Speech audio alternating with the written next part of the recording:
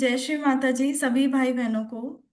सारी युवा शक्ति, सारे सहजी भाई बहन जो आज हमारे साथ जुड़े हैं, सभी को मैं तहे दिल से हार्दिक स्वागत करती हूँ उत्तराखंड युवा शक्ति वीकली मीटिंग में। आज का दिन हम सभी के लिए बहुत ज़्यादा विशेष है, क्योंकि आज हमारे साथ बहुत ही अनुभवशाली सहयोगी भैया अजय कुमार चौबे भैया जुड़े हुए हैं। जय श्री माता जी भैया। जय श्री माता जी। आस्था, जय श्री माता। सभी को तो जय श्री माता जी। आज के सेशन और मेडिटेशन में शुरू करने से पहले हर बार की तरह मैं अजय भैया से रिक्वेस्ट करना चाहूंगी कि भैया आप ही आज का ध्यान शुरू कराएं, आज ही मेडिटेशन आप कंडक्ट करें। जय श्री माता जी, बहुत बहुत धन्यवाद आपका। सर्वप्रथम मैं श्री माता जी के श्री चरणों में कोटि कोटि अभिनंदन करता हूँ। श्री माता के श्री चरणों में कोटि कोटि प्रणाम। सभी उत्तराखंड युवा शक्तियों को अभिनंदन। सबसे पहले मैं जो भी आज इस प्लेटफॉर्म से जुड़े हैं, इस ध्यान में जुड़े हैं, आज सभी से विनंती है कि आज इस ध्यान सत्र में आइए हम दायां हाथ अपने हृदय पे रखेंगे और बायां हाथ श्री माता की तरफ करके श्री माता से प्रार्थना करेंगे कि श्री माता जी, आप जगत जननी हो, जगत गुरु हो, इस सृष्टि की कर्ता धर्ता हो। श्री माता जी, कृपया आप हमारे हृदय में आइए। माँ श्री माता जी, आप हमारे संस्थान में आके आज हमसे ध्यान करवा लीजिए। श्री माता जी, हे माँ भगवती, आज इस ध्यान में आप सभी देवी देवताओं समेत, गणों भ्रमरों समेत श्री माता जी, हम सब बच्चे जो आज ध्यान में बैठे हैं, हमारे सहस्त्रार में विराजमान हो जाइए। माँ, कुंडलिनी चढ़ाकर हम बंधन लेंगे।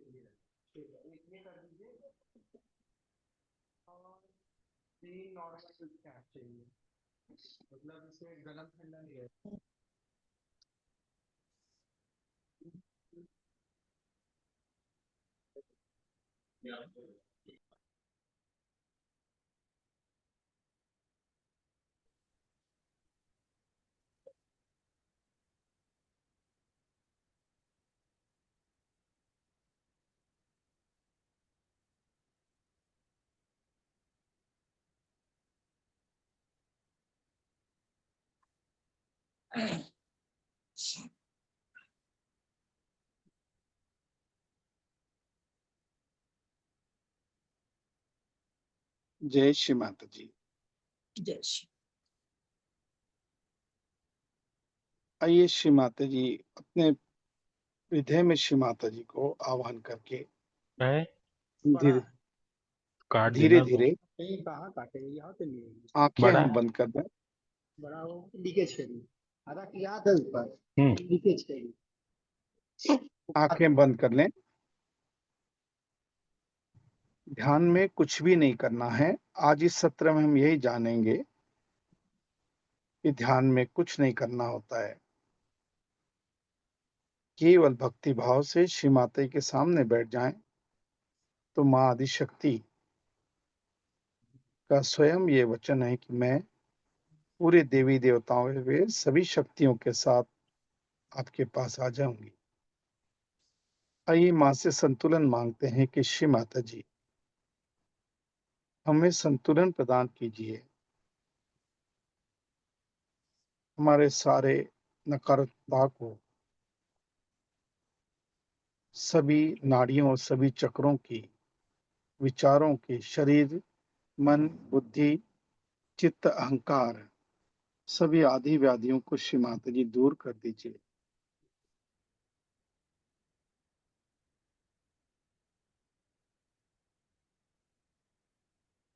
हम महसूस कर रहे हैं दोनों हाथों पे चैतन्य को।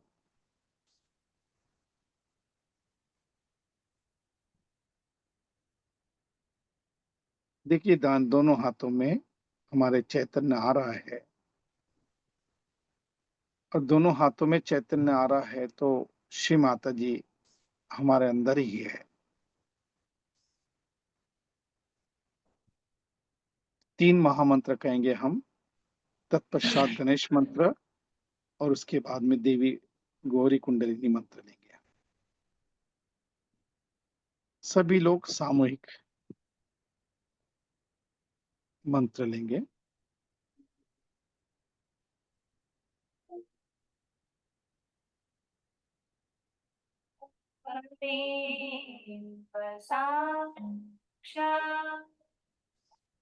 श्री महालक्ष्मी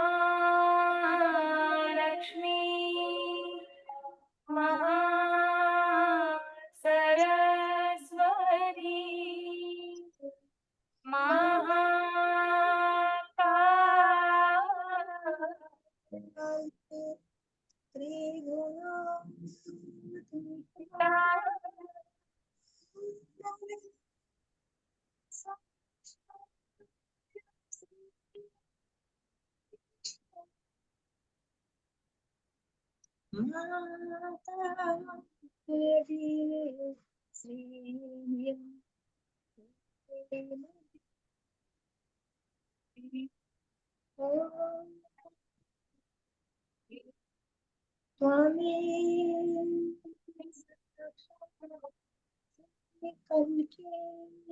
आवाज येत आहे.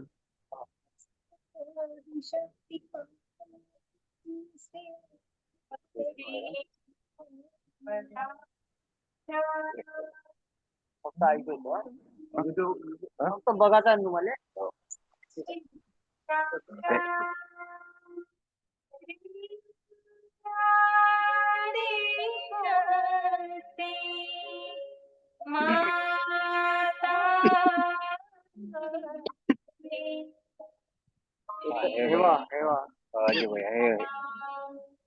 इथं टच नाही करायचं, लाईन मारून आणि व्हिडिओले टच केला तर माईक ओपन.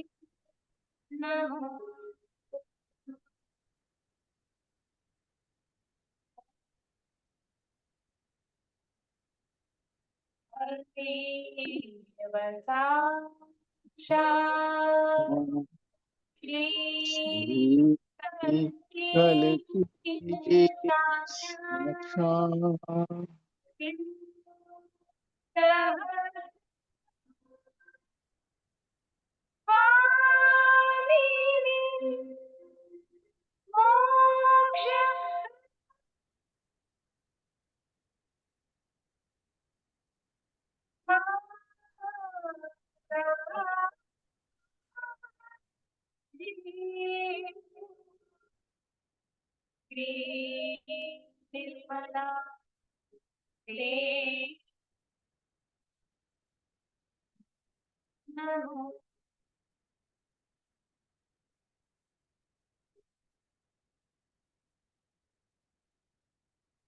की साक्षा साक्षात् श्री गणेश साक्षात् श्री आदिशक्ति माता जी श्री निर्मला देवी नमो नमः।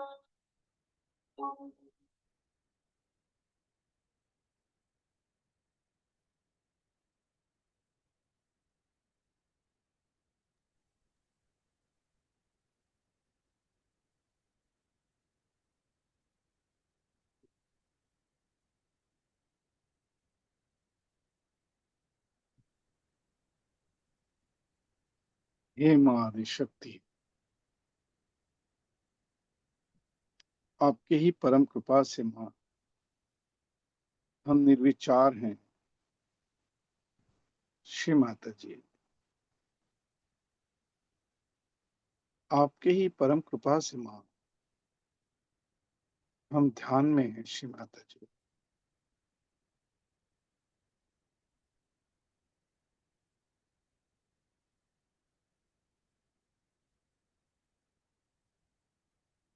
एकदम शांत चित्त है हमारा।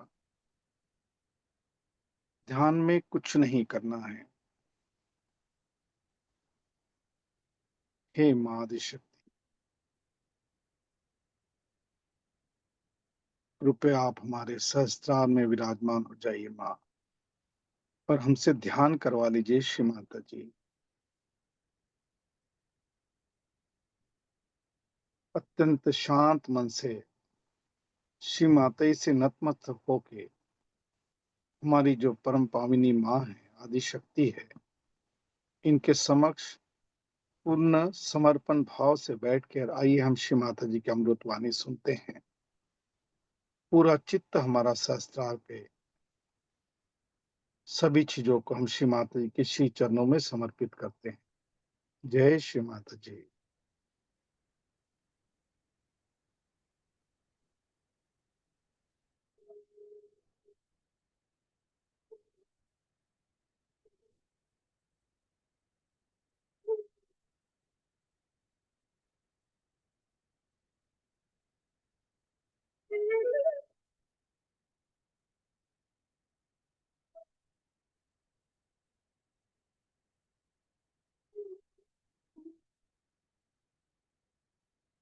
इस नव वर्ष के शुभ अवसर पर रैली में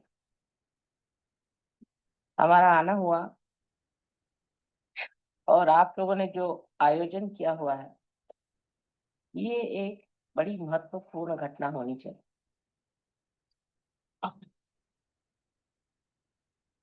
नव वर्ष जब शुरू होते हैं तो उस वक्त कोई ना कोई नवीन बात, नवीन धारणा, नवीन सूझबूझ मनुष्य के अंदर जागृत होती, वो स्वयं स्फूर्त होती।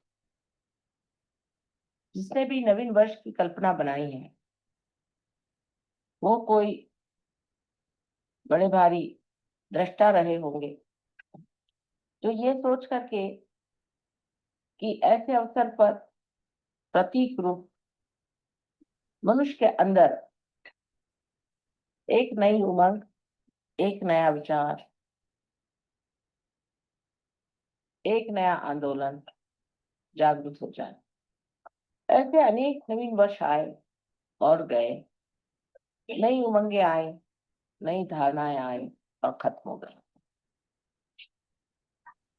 मनुष्य की आज तक की जो कुछ धारणाएं रही हैं,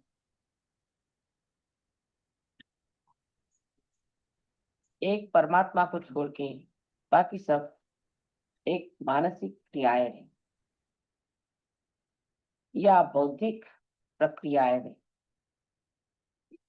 मनुष्य अपने बुद्धि से जो भी ठीक समझता था, उसका आंदोलन एक नवीन कल्पना समझ करके चला था।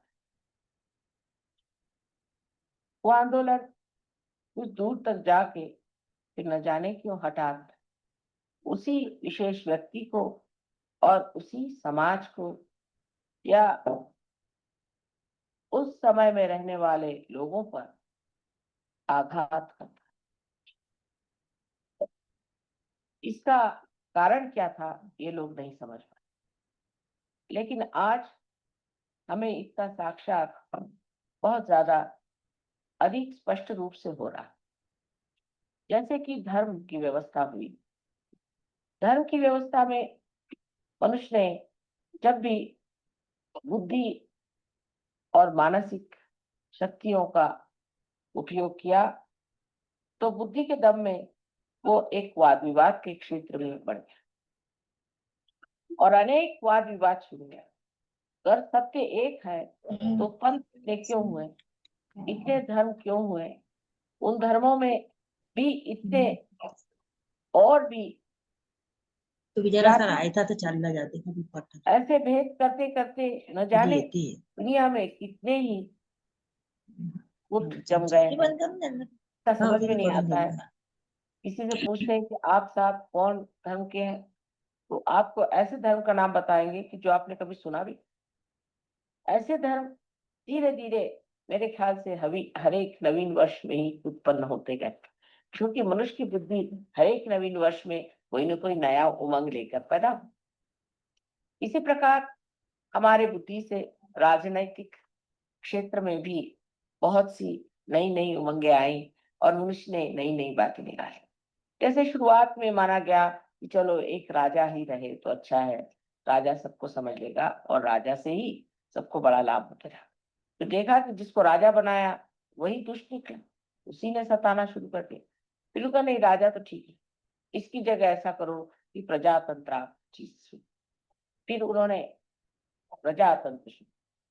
प्रजातंत्र में देखा गया कि हर एक आदमी अपने को बिल्कुल ऐसा समझता है कि वो स्वयं ही उस प्रजा का संस्थापक है, संचालक है और करता है।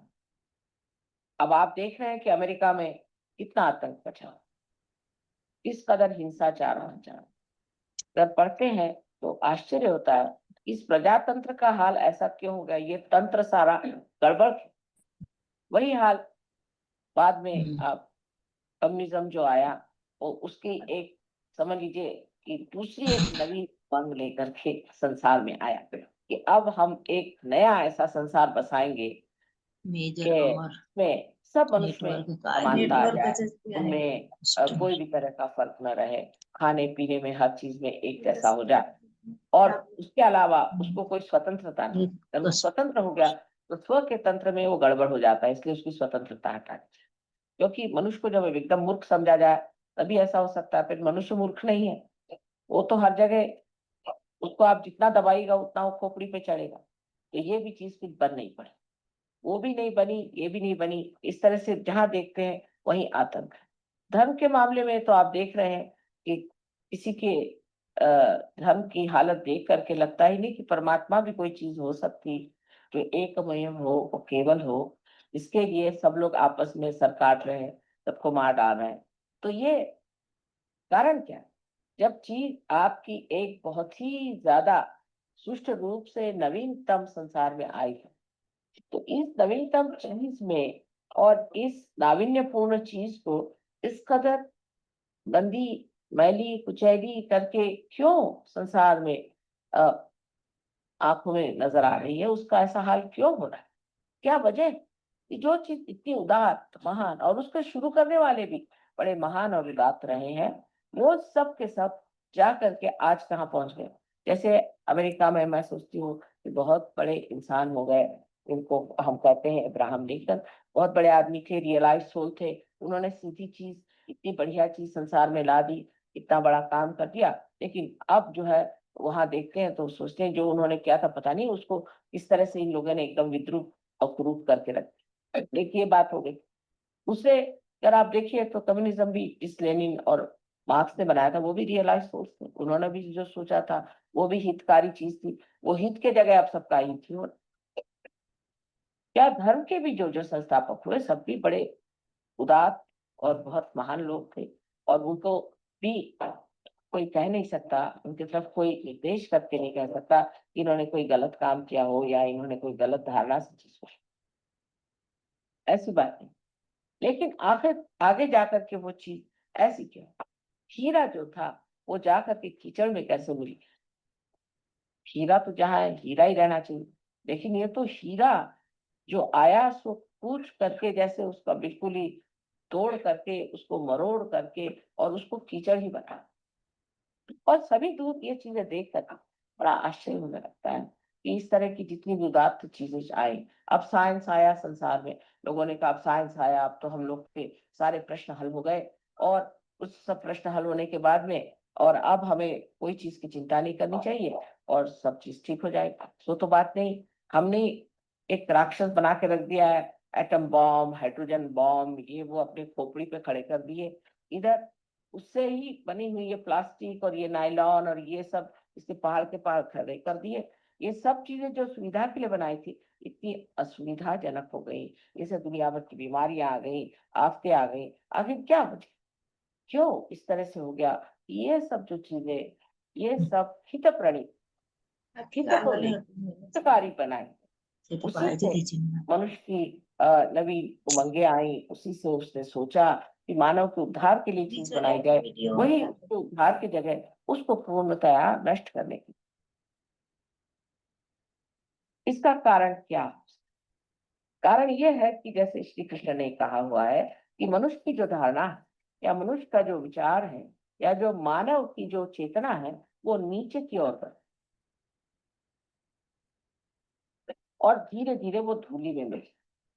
ये उन्होंने कहा नहीं, ये मैं कह रहा हूं, क्योंकि आज वो साक्षात है। श्री कृष्ण ने भी जो धारणाएं रखी वो भी धूली में, राम ने जो रखी वो भी धूली में मिल गई। उसके बाद जिन्होंने भी कोई धारणा रखी जो कि बिल्कुल सत्य स्वरूप थी, सत्य का ही अंग प्रत्यंग थी, वो सब धूली में मिली।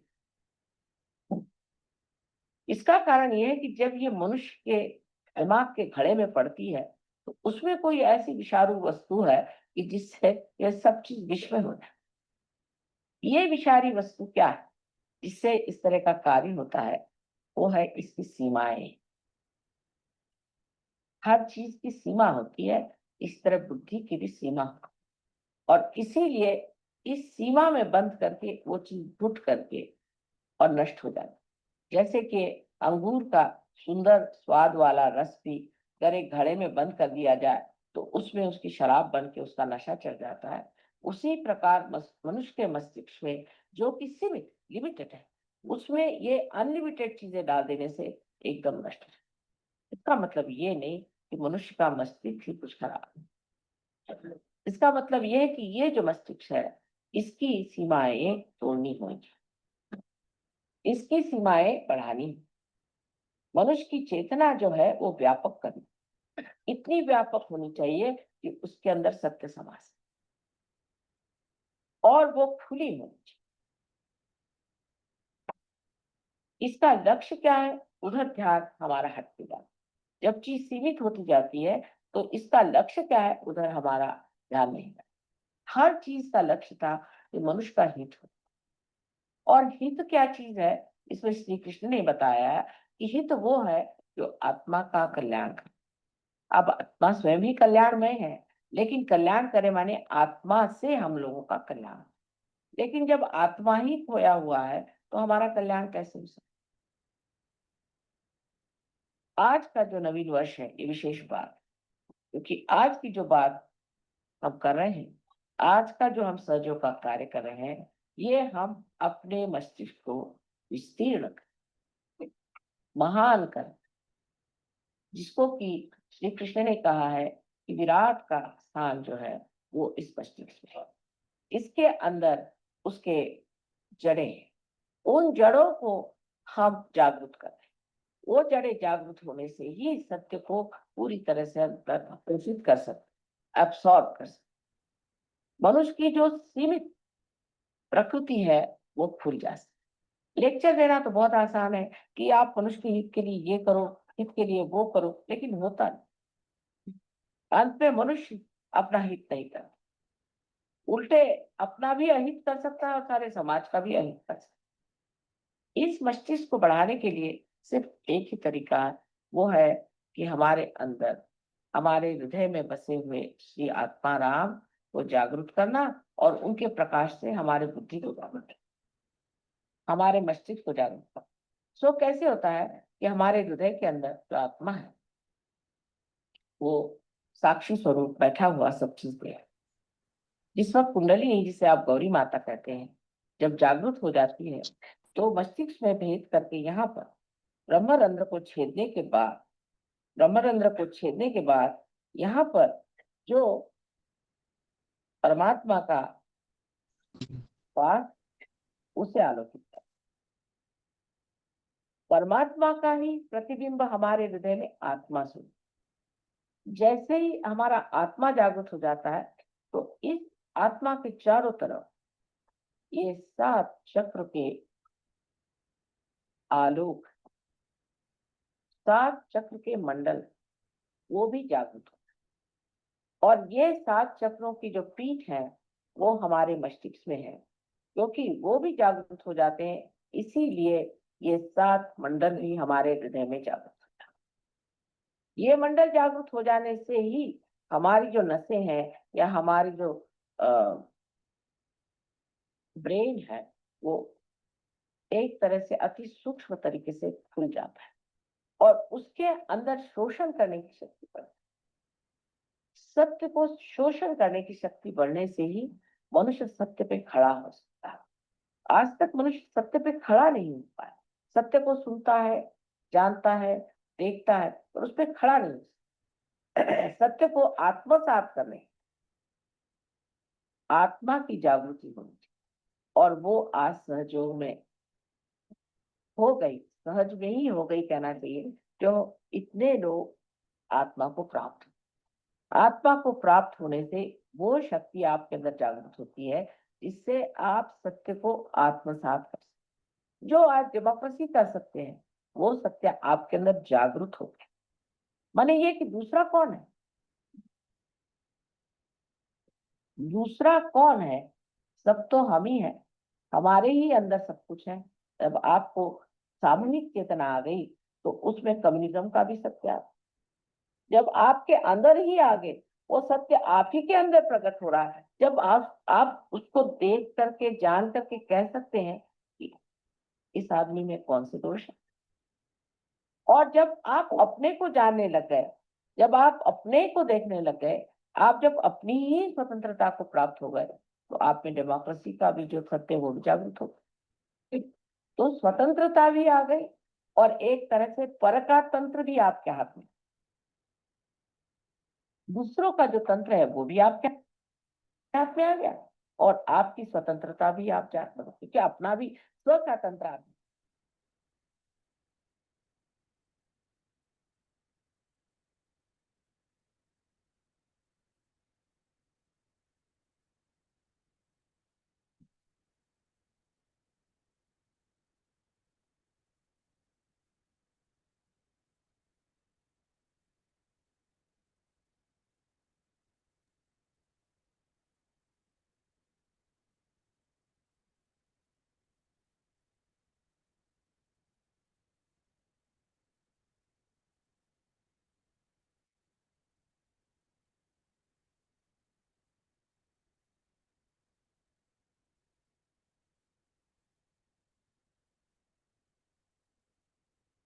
जय श्री माता जी। जय श्री माता जी, जय श्री माता। आज तो आवाज क्लियर है मेरी? हाँ जी भैया, आपकी आवाज एकदम क्लियर है। जय श्री माता। तो आज का Q&A सेशन शुरू करने से पहले मैं थोड़ा सा भैया का परिचय देना चाहूंगी आप सभी सहजी भाई बहनों, सभी युवा शक्ति को। भैया ने अपना आत्म साक्षात्कार सन 1991 में प्राप्त किया और तब से लेकर आज तक भैया माँ के साथ जुड़े हुए हैं और बढ़ चढ़ के अपने जीवन और कार्य में माँ के कार्य को और संदेश को अभी तक फैलाते आ रहे हैं। भैया एक बहुत ही सीनियर एजुकेशनिस्ट हैं जिनका एक्सपीरियंस 30 साल से भी ज्यादा है और भैया ने 25 साल टीचिंग की है। भैया मैथमेटिक्स के टीचर हैं और भैया ने एडमिनिस्ट्रेटिव रोल भी किया है, जैसे कि भैया प्रिंसिपल भी रहे हैं CBSE ICSE दोनों ही स्कूलों में अक्रॉस इंडिया। तो आपकी आवाज नहीं आ रही है? आपकी आवाज नहीं आ रही?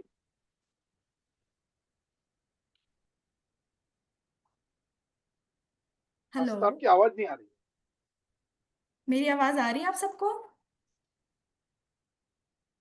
हम सबको आ तो रही है, आपकी आवाज प्रॉपर नहीं आ आ रही रही? है। हाँ जी, जी हम आज सबको प्रॉपर जा रही है। हमीद आपकी आवाज क्लियर आ गई। अच्छा, अ, भैया आपको मेरी आवाज क्लियर नहीं आ रही है?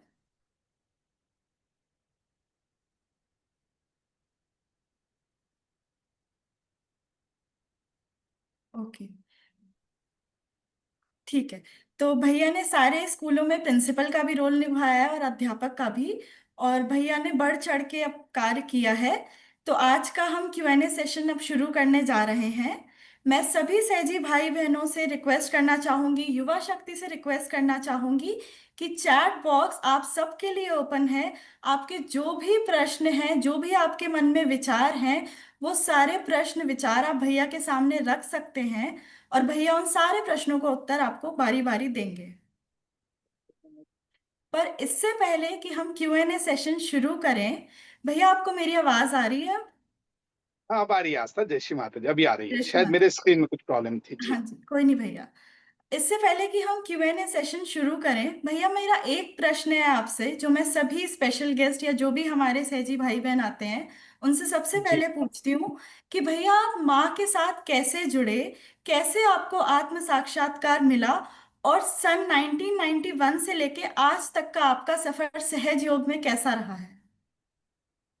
मैं छोटी सी बात कहूंगा। सबसे पहली बात है कि हम मैं हमारे एक छोटे ब्रदर हैं, विजय कुमार चौबे। मेरा नाम अजय कुमार चौबे है। हम दोनों 1987 में, मतलब जब हमारे 17 साल के थे, तो तब हम एक्चुअली पूना में रहते थे। और पापा हमारे जॉब वहाँ पे करते थे, और पूना में हम सदाशिवपेट में रहते थे, ऊपर जैसा ऐसा गेस्ट रहता था। तो 87 की, मतलब 17 साल की उम्र में क्या हुआ कि नीचे एक छोटा सेंटर लगता था पूना में। और वो सेंटर में क्या होता था कि कुछ 10-12 लोग आते थे, 15-20 लोग थे शायद। तो मैं नीचे जाके बस बैठ जाता था ध्यान करने। तो वो आंटी वगैरह थी एक बार, और फिर वो ऐसे ही बस ध्यान का, पहले बचपन से मुझे ध्यान की वो थी। लेकिन एक दिन बड़ा आश्चर्य हुआ 5-6 महीने बाद में कि श्री माता जी वहां पे आई। और श्री माता जी आई तो श्री माता जी ने मतलब नीचे उन्होंने मुझे बुलाया, वो आंटी ने। उन्होंने कहा कि श्री माता जी हैं। तो मैं तो जानता ही नहीं था। तो श्री माता ने मुझे मराठी में पूछा वहां पे कि तू ध्यान कर तो उसका। मैंने कहा आंटी मेरे को तो नहीं आती, मराठी नहीं आती। तो उन्होंने कहा कि कोई बात नहीं, आप ध्यान करते हैं? मैंने कहा हाँ करता हूँ, ध्यान में करता हूँ। तो इसी तरह से 87 के बाद में मैं इतना ठंडा हो गया, और मुझे पता ही नहीं था कि उस समय मैं आदिशक्ति के सामने बैठा हूँ, श्री माता जी के सामने बैठा हूँ, जिनका इतना बड़ा अवतरण संसार में आया। और उसके बाद में फिर धीरे धीरे धीरे 3-4 साल बाद में जब हम अमरावती आए, तो वहां से हमारा 91 से लेकर सहयोग 93 के बाद में पूरी तरह से सहयोग शुरू हुआ। और परम पूज्य श्री माता की सभी इतनी बड़ी कृपा रही, इतने बड़े इसके अंदर जब तक के साकार रूप में श्री माता जी रही, 2011 तक के सारी पूजाएं, सारी पब्लिक प्रोग्राम वगैरह अटेंड करने का मौका मिला। ये आदि शक्ति का बहुत बहुत उपकार है मुझ पे। जय श्री माता जी। जय श्री माता जी। भैया बहुत ही प्यारा आपका अनुभव है कि आपको कैसे आत्म साक्षात्कार मिला और कैसे आप सहज में जुड़े। अब जैसे कि भैया ये सेशन युवा शक्ति के लिए है, तो मेरा आपसे जी, एक छोटा सा प्रश्न और है कि आज के युग में युवा शक्ति के लिए सहयोग कितना जरूरी है। और जैसे कि आजकल युवा शक्ति हमेशा स्ट्रेस में रहती है, कंपटीशन भी इतना ज्यादा है, तो हम कैसे अपनी दिनचर्या में सहज को लगातार अपने ध्यान को बनाए रखें।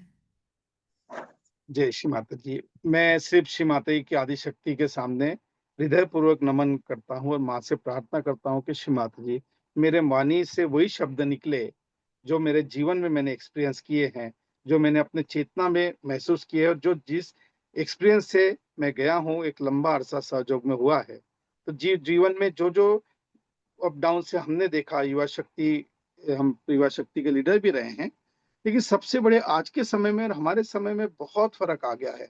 आज सोशल मीडिया है, बहुत बड़ी वो चीजें हैं, और एजुकेशन सेक्टर में भी मैं काम कर रहा हूँ।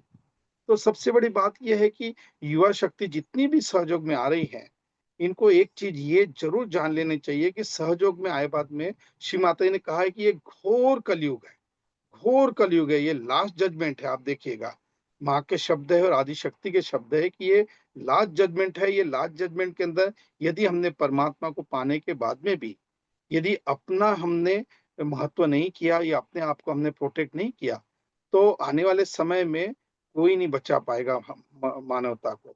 और युवा शक्ति से मुझे ये कहना है कि सबसे पहली बात, हम अपनी मूलाधार की रक्षा करें, जिसपे सबसे ज्यादा अटैक होता है युवा शक्ति के, कि हमारे चित्त को हम स्थिर रखें। और आज मैं एक ही अपने एक्सपीरियंस से कहता हूँ कि इस 30-35 साल के इसमें जिंदगी में श्री माता ने मुझे इतना दिया है, इतना दिया है, मतलब कि मैं नहीं बता सकता श्री माता के इसमें कि इतना रिकॉग्निशन।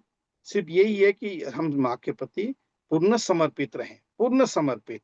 इसमें कोई इधर या उधर नहीं, क्योंकि सहयोग जितना सहज है उतना ही डिफिकल्ट है, बहुत डिफिकल्ट है। यदि हमारे चक्र पकड़ते हैं, यदि हम क्योंकि हम तो समाज में रह रहे हैं, हम जिस समाज में रह रहे हैं, श्री माता ने कहा कि उसके लिए हमको ध्यान बहुत ही जरूरी है। और बहुत सारी चीजें हैं। ये तो कॉमन प्रश्न सभी को आता है कि क्या करें आज। सभी संसार के अंदर जितने भी सहयोगी है वो क्यों सफर कर रहे हैं, ये आगे हम देखेंगे फिर। जय श्री माता दी। जय श्री माता जी भैया।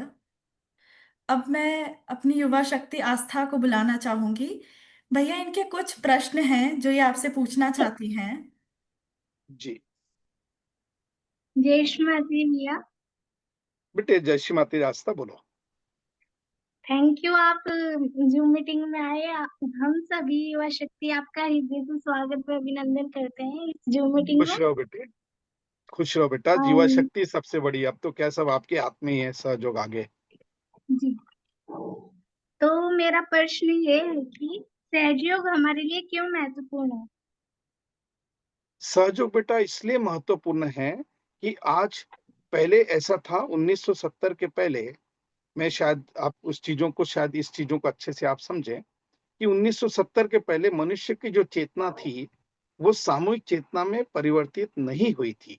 माने कि क्या था कि कंप्यूटर तो था लेकिन इंटरनेट नहीं था, और आपको आश्चर्य होगा कि इंटरनेट भी 1970 के बाद में ही आया है।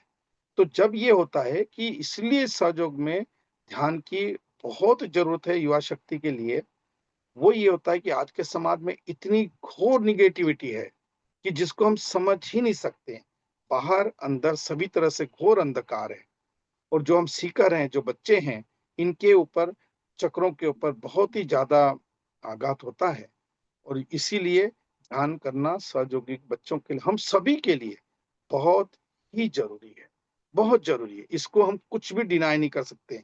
माने कहा कि चाहे हम एक बार का खाना न खाएं, लेकिन हमको ध्यान करना बहुत ही जरूरी है। और दूसरी बात वो इसलिए भी जरूरी है कि सब हमारा जो सॉफ्टवेयर है, जो कि माने सभी तरह से हमारे सॉफ्टवेयर के बारे में बताया कि उसमें चक्र है, नाड़ियां हैं, ये शुद्ध होते हैं केवल ध्यान से। और यदि हमारा ध्यान अच्छा लगता है, ध्यान में यदि हम अग्रशील है, तो हमारी बहुत सारी समस्याएं हल हो जाती है। और यदि नहीं हो रही है, तो ये इंट्रोस्पेक्ट करना है कि कहीं ना कहीं हमारे अंदर कहीं ना कहीं गलतियां हैं, या हमारे कुछ कार्यों में गलतियां हैं। जय श्री माता दी बेटे। थैंक यू सो मच भैया। जय श्री माता जी। और मेरा अगला क्वेश्चन ये है कि नॉन सहयोगों को आप सहयोग के लिए कैसे प्रेरित करें? बेटे, सबसे बड़ी बात जो जीवन में मैंने इतना लंबा अरसा सहयोग में बताया है, वो ये बताया है कि किसी को बाहर प्रभावित करने के लिए पहले, सबसे पहली बात कि हमारे अंदर वो चीजें होनी चाहिए। अब जब मैं श्री माता के साथ भी कई बार रहा हूँ, श्री माता को मैंने बड़े करीब से भी देखा है जीवन में, और आप आश्चर्य करेंगे कि मेरे भी जो व्यक्ति हैं, जो मेरे क्लोज हैं, चाहे वो पत्नी हो, बच्चों, कभी मैंने उनको भी कभी नहीं कहा कि आप सहयोग करिए, या श्री माता ने कहा कि मैंने परिवार को कभी नहीं कहा कि आप सहयोग करिए। देखिए क्या होता है कि जब हम नॉन सहयोगी को सहयोगी की ये संकल्पना ही गलत है एक्चुअली। हम इतना बोल सकते हैं कि आत्म साक्षात्कारी जो है वो जो आत्म साक्षात्कारी नहीं है। यही दो तरह के लोग हैं अभी संसार में, जिनको आत्म साक्षात्कार घटित हुआ है और जिनको आत्म साक्षात्कार अभी तक के नहीं मिला है। तो जो आत्म साक्षात्कार जिनको नहीं मिला है, उनकी चेतना के अंदर बहुत सारी चीजों में अभी गड़बड़े हैं। तो हमको उनके साथ में कैसा बर्ताव करना है, मैंने क्या देखा है कि मैं अपने चरित्र से, बचपन से मैं जानता था कि अपने चरित्र से हम ऐसा एग्जाम्पल सेट करें कि लोग देखकर, हमको देखकर सहयोग में आना चाहिए। हमको देखकर कि नहीं, आप में क्या खास है, क्योंकि यदि हमारे में कमजोरियां रहेंगी तो बाहर हम कौन हमको मानेगा। तो सबसे पहली बात कि हमारा ध्यान हो, और उस ध्यान के अंदर हमारे अंदर इतनी अच्छी पर्सनालिटी बने कि जिससे लोग देख के प्रभावित हो। जय Shri Mata. Thank you so much. और मेरा अगला क्वेश्चन ये है कि जब से आप सहयोग में आए हैं, आपके जीवन में क्या परिवर्तन आए? अपने अनुभव साझा करें। एवं सहयोग ने आपको किसी कठिन परिस्थिति का सामना करने में मदद की हो? जी जी जी, मैं बताता हूँ। ऐसे तो बहुत सारे एक्सपीरियंस है मेरे जीवन के अंदर, लेकिन दो चार चीजें मैं बताऊंगा कि सभी तरह से हमारी उन्नति हुई है। शारीरिक, अभी तक के, अभी मैं चेक कर रहा था, कभी कोई बीमारियां अभी तक के नहीं है। मानसिक नहीं है। पारिवारिक समस्याएं नहीं के बराबर हैं, लेकिन नहीं के बराबर होती हैं थोड़ी सी। और सभी तरह से श्री माता जी ने, आज मैं आपको आज बताऊं कि आज मैं ऐसा व्यक्ति हूँ, मैं बताना कभी नहीं चाहता हूँ कल को जाके मुझे ये कोई एग्जाम्पल सेट ना कर ले कि श्री माता जी ने अजय चौबे जी को ऐसा दिया था। आज 110 अवार्ड मुझे मिले हैं, पूरे टॉप मोस्ट। ऐसा पहला मैं व्यक्ति हूँ शायद जिनको 4 बार प्रेसिडेंट के हाथ से अवार्ड मिले हैं, 11 गवर्नर के हाथ से मिले हैं, जनरल रावत के हाथ से कमेंडेशन कार्ड मुझे मिला है बाहर। और अभी बहुत सारी उपलब्धियां, इतनी उपलब्धियां हुई हैं, लेकिन ये बाय प्रोडक्ट है, नंबर 1 ये बाय प्रोडक्ट है। इन चीज़ों के लिए हर एक व्यक्ति को श्री माता जी अपने हिसाब से, उसके हिसाब से सब चीज़ें देती हैं और परिवर्तन बहुत आया है। अब एक समय में आपको एक अपना एग्ज़ाम्पल बताऊँ कि इतने परिवर्तन आए कि लेकिन श्री माता जी के टेस्टिंग में मेरे अंदर एक सूक्ष्म अहंकार था। मैं आपको सत्य बताऊँ कि जब मैं श्री माता जी के स्कूल में रहा हूँ 9 साल और जब मैं 2006 में हम आए, तो नागपुर में आया। मेरी वाइफ थी, छोटा बेटा था एक बेटा। तो हम जब आए यहाँ पे तो हमको श्री माता ने ज़ीरो कर दिया। ज़ीरो कर दिया इसलिए कि मेरे अंदर एक सूक्ष्म अहंकार था कि श्री माता जी मैं आपसे कुछ नहीं माँगूँगा। लेकिन श्री माता जी भी ने कहा कि मैं तो तुझसे मँगवा के रहूँगी। और वो समय ऐसी स्थिति थी कि श्री माता जी ने हमको ज़ीरो कर दिया, वो हमारी टेस्टिंग थी। उसके बाद में श्री माता जी से मैंने सत्य कह रहा हूँ आज सबके सामने, माँ सामने बैठी हैं कि श्री माता जी को मैंने कहा कि माँ मुझे अब आप दीजिए। वो इसलिए दीजिए कि मुझे आप सब दीजिए, जो आप देना चाहते हैं कि कल को जाके कोई सहयोगी की माँ को, बच्चों को कोई ये ना समझे, ये इसमें कोई कमी है। और बहुत सारे परिवर्तन और मेरे क्या, आप हर एक सहयोगी को पूछिए, वो यदि यहाँ पर है, तो हर एक के जीवन में फ़र्क तो आया है। उनके अंदर बदलाव तो आया है। किसी की शारीरिक व्याधियाँ ठीक हुई हैं, किसी की मानसिक परेशानियाँ ठीक हुई हैं, किसी की ये हुई हैं। लेकिन श्री माता जी ये करती हैं कि हमको पहले हमारी सप और अब मैं बेटे एक बात ज़रूर बताना चाहता हूँ इतने इस प्लेटफ़ॉर्म पे आज माँ के सामने कि सहयोग में जितने भी लोग अभी सीकर हैं, बहुत सारे हैं। श्री माता जी जानती हैं कि यदि इनकी सारी समस्याएँ भी सुलझ जाए, तो ये सहयोग में ध्यान में आने के बजाय ये मॉल में जाके बैठेंगे, लेकिन सहयोग में नहीं आएँगे, श्री माता जी को पता है। तो ये सीकर के लिए श्री माता जी कहीं न कहीं थोड़ी बहुत बाधाएँ डालते रहती हैं सहयोग में कि चलो इस बहाने बच्चे ध्यान तो करेंगे, आएँगे तो सही। जय श्री माता बेटे। Thank you so much uncle, आपने हमको इतनी अच्छी बातें बताई, उसके लिए जय श्री माता दी। थैंक आस्था दी आप। हाँ, जय श्री माता जी।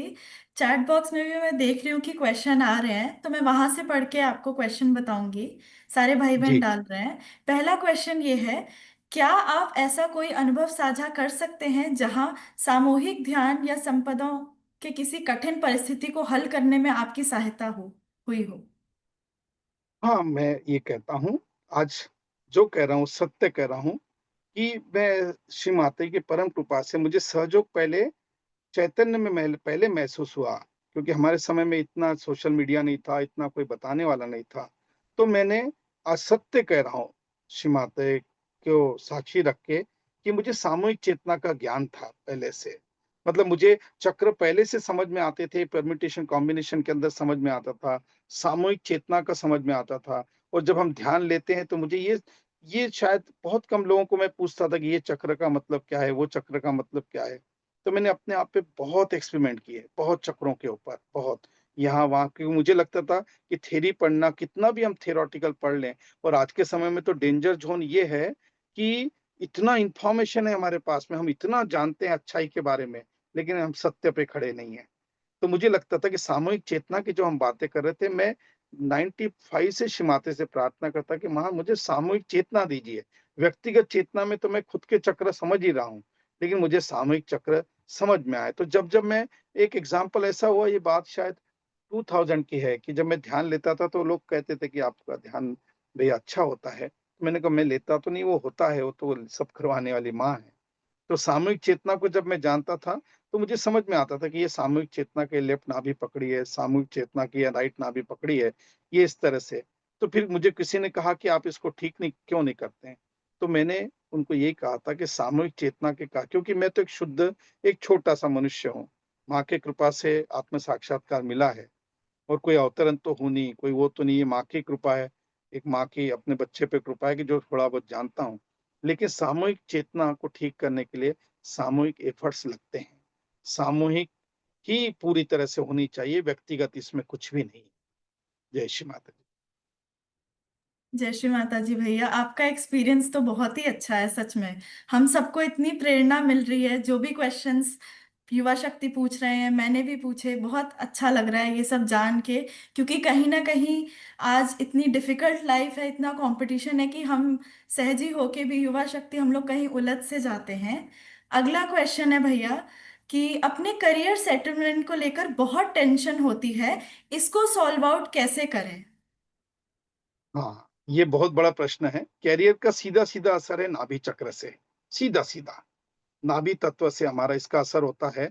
और जो भी चीजें हैं, जो बाहर हमारी चीजें चली, वो अंदर से हमारे अंदर ये नाभि की कहीं ना कहीं प्रॉब्लम होती है। और प्रोफेशन के अंदर जो हम चुनाव करते हैं, एक तो होता है कि जो हम सोच रहे हैं वो श्री माता से प्रार्थना करें, सोचें कि श्री माता जी, अब जैसा कैरियर के अंदर ये आज के समय में ये कहते हैं कि ये करें, इतने कैरियर ऑप्शन है। लेकिन मुझे ये लगता है कि जिसका नाभि शुद्ध हो जाता है, नाभि चक्र, उसको स्वतः ही उसके सामने हर चीज आके हो जाती है। अब मैं 3 तरह के बताऊं। एक तो होता है जो थिंकिंग है, जो ईड़ा नाड़ी की बात है। एक एक्शन जो है वो मतलब जिसको हम करते हैं कि डूइंग वाला जो पार्ट होता है। एक एजुकेशनिस्ट के नाते मैं बताता हूँ कि जो डूइंग वाला थिंकिंग वाला पार्ट है ईड़ा नाड़ी का, डूइंग वाला पार्ट है वो है पिंगला नाड़ी का, और हैपनिंग वाला पार्ट है जो होता है वो है हमारा मध्य नाड़ी का। तो कैरियर के अंदर हम, क्योंकि क्या होता है कि हम बहुत सोचते हैं, और जब सोचते हैं तो श्री माता से हम डिस्कनेक्ट हो जाते हैं। सबसे बड़ी बाधा मैं बता रहा हूँ आज के समय में सहयोग के सामने, क्योंकि पहला सहयोग शुरुआत ही निर्विचारता से होता है।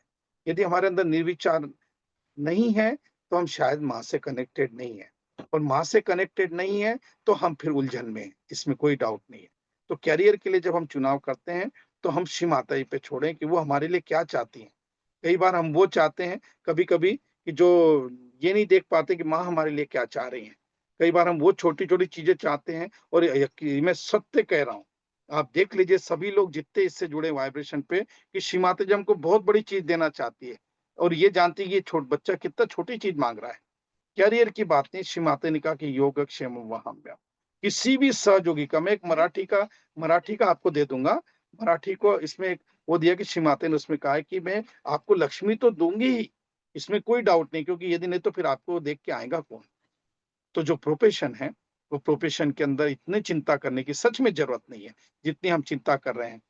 तो मुझे यही लगता है कि हम श्री माता से प्रार्थना करें, जितने भी बच्चे हैं, और हृदय से मांगे कि माँ आप मेरे लिए, क्योंकि ये ना मांगे कि माँ मुझे, क्योंकि अभी मैं कल एक कैसेट देख रहा था, सत्य बता रहा हूँ, वो श्री माता ने, कल मैं सुन रहा था, देखिए ये क्वेश्चन से रिलेटेड, तो इंग्लिश में श्री माता ने कहा कि एक लेडीज आई मेरे पास में, शायद वो आपको शेयर भी कर दूं। लेडीज आई, लेडीज ने कहा कि माँ मेरे पति को आईएएस ऑफिसर आप बनाइए। सहयोग करती थी। माँ ने बोला कि बेटा मैं नहीं बना सकती। ठीक है, किसी तरह से बोले वो बन गए। मैं माँ के शब्द बोल रहा हूँ, वो बन गए, आईएएस ऑफिसर बन गए। रोज वो माँ के पास में आती थी, कितने सालों तक के आते रहे। बने बाद में फिर वो उनके पास में समय नहीं हुआ, और फिर उनके बेटे की रेलवे में एक्सीडेंट हो गया उनका। तो माँ ने कहा था कि भाई माँ, मैं जो आपको देना चाहती हूँ उसको आप सहर्ष स्वीकार करें, और फिर मैं आपके लिए वो दूंगी जो आपके लिए हितकारी है, वो नहीं दूंगी जो आप मांगते हैं। क्योंकि माँ जानती है कि अपने बच्चों को क्या चाहिए, मेरे बच्चों को क्या चाहिए। लेकिन हम सहयोग सहयोग के प्रति पूरी तरह से हमको ऑनेस्ट होना होगा। जैसा पिछले बार जब श्रीकांत भैया ने सेशन लिया, उसमें वो हर बार बोलते हैं कि माँ के बार-बार बताते हैं कि माँ बोलती है मैं आपको सब दूँगी, लेकिन आपको मेरा बनना पड़ेगा। मेरा बनेंगे, आपको सब मिल जाएगा। जय श्री माता।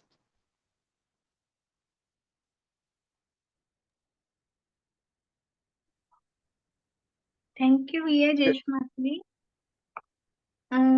हमारा अगला क्वेश्चन ये है कि एक शिक्षाविद के रूप में एक सॉरी एक शिक्षाविद के रूप में आपके अनुसार आज के युग में युवा शक्ति को कौन से गुण सबसे अधिक विकसित करने चाहिए? सबसे बढ़िया बात है कि आज जो बात हो रहा है, आज जो एज एन एजुकेशनिस्ट, जिसको शिक्षाविद आप कह रहे हैं, एज एन एजुकेशनिस्ट, आज मैं कम से कम 30-35 साल से एजुकेशन सेक्टर से जुड़ा हूँ। कई हजारों बच्चों को पढ़ाया है, कई ट्रेनिंग सेशन मेरे होते हैं। लेकिन आज के जो युवा शक्ति हैं, जो, क्योंकि हम जो युवा शक्ति हैं, मैं जिस जगह पे बात कर रहा हूँ, ये जितने भी बच्चे हैं जो सहयोग में हैं, ये अति विशिष्ट हैं। इनके लिए डिवाइन प्लानिंग चल रहे हैं, ये बात एक दिन सिद्ध हो जाएगी। तो इनके लिए मेरा यही कहना है कि सबसे पहली बात ये है, ये जितनी भी हमारी स्किल है, सबसे पहली बात जो हमारा जितना भी नॉलेज है, इसको हम थोड़ा कम करें। क्योंकि अननेसेसरी जो नॉलेज होता है, जो इन्फॉर्मेशन होती है, वो हमारा ईगो बढ़ाती है, जाने-अनजाने में। तो जितना हम जानते हैं, हमको लगता है बहुत जानते हैं। तो एज़ ए एजुकेशन मुझे यही कहना होता है कि बहुत सारी स्किल है, जिसको कौशल्य बोलते हैं, उसमें से सबसे बड़ा कौशल्य ये है, मुझे लगता है एक आध्यात्मिक रूप में, कि हमको निर्विचार होना है। निर्विचार होना है, हमको निर्विकल्प में आना है, और हमको अपने चेतना में सारी चीज़ें जाननी है। और ये हम जान सकते हैं। और एजुकेशन के नाते बहुत सारी मल्टीपल स्किल है, और मैं जानता हूं कि युवा शक्ति को नाभि से रिलेटेड जो फाइनेंशियल स्किल है वो जानना बहुत ही जरूरी। फाइनेंशियल स्किल डेवलप करना बहुत जरूरी है, कम्युनिकेशन स्किल करना जरूरी है। क्योंकि क्या होता है कि जब तक के युवा शक्ति जो बच्चे आप लोग हैं, जब तक के हमारा समाज बाहर के आउटर वर्ल्ड में और इनर वर्ल्ड में दो तरह की दुनिया है, एक बाहर की दुनिया है और एक अंदरूनी दुनिया है। इसमें जब तक के बैलेंस नहीं रहेगा, और हम यदि हम ऐसा ना, क्योंकि हमको सहयोग में आनंद आता है कई बार, तो सहयोग में हम आनंद में इतने मग्न हो जाते हैं कि हम भूल ही जाते हैं कि हमको कैरियर बनाना है या जो भी कुछ करना है। तो यही कहना मेरा होता है कि बाहर के इसमें और अंदरूनी इसमें, दोनों इसमें संतुलन होना बहुत ही जरूरी है। तो संतुलन प्राप्त करना बहुत जरूरी है। उसके बगैर हम, क्योंकि माँ ने कहा कि यदि कोई व्यक्ति अध्यात्मिक कर रहा है, केवल सहयोगी कर रहा है, या कोई व्यक्ति मटेरियलिस्टिक कर रहा है, तो दोनों में उसको संतुलन बना के चलना बहुत ही जरूरी है। और यदि ध्यान यदि हो तो ध्यान भी होना चाहिए, बाहर का कार्य भी होना चाहिए। जय श्री माता जी। थैंक यू सो मच भैया। अगला क्वेश्चन आपसे आस्था दी करेंगी। जय श्री माता जी। अगला क्वेश्चन है भैया, व्हाट एक मैसेज चार्ट वुड। बॉक्स, हाँ एक जी। मिनट, चार्ट बॉक्स में मुझे किसी ने बहुत अच्छा क्वेश्चन दिख रहा था मुझे, कि कैसा हाँ पता जी। करें कि हम निर्विकल्प में हैं। बहुत हाँ बढ़िया जी। क्वेश्चन है ये, कि जिसने भी हाँ जी। पूछा है ना, श्री माता जी के बहुत अच्छे बच्चे ही है, जिन्होंने पूछा कि कैसा पता करें कि हम निर्विकल्प में हैं। हाँ जी। बराबर है। तो निर्विकल्प के अंदर पहले के जमाने में था, निर्विकल्प का सीधा सीधा अर्थ है कि जहां पे हमारे पास में विकल्प नहीं है। अब विकल्प का जो है उल्टा अर्थ क्या होता है, संकल्प। जहां पे हमारे अंदर संकल्प आ रहे हैं, बहुत हम संकल्प कर रहे हैं, ये कर लूं, वो कर लूं, वो कर लूं, वो कर लूं, वो पालूं, वो पालूं, ये सब संकल्प है। आप बहुत गौर से, जिन्होंने बोला है, बहुत अच्छा प्रश्न पूछा। हम, मैं फिर आगे आता हूँ, कैसा पता चलेगा कि व्यक्ति, ये बचपन से मेरे अंदर क्वेश्चन था। ये बचपन से, मतलब मैं जब छोटा था तब से मुझे लगता था कि कैसा पता चलेगा। मेरे अंदर बहुत आध्यात्मिक प्रवृत्ति थी, तो मुझे लगता था कि मैं कैसा पता चलेगा कि व्यक्ति आध्यात्मिक है कि नहीं है।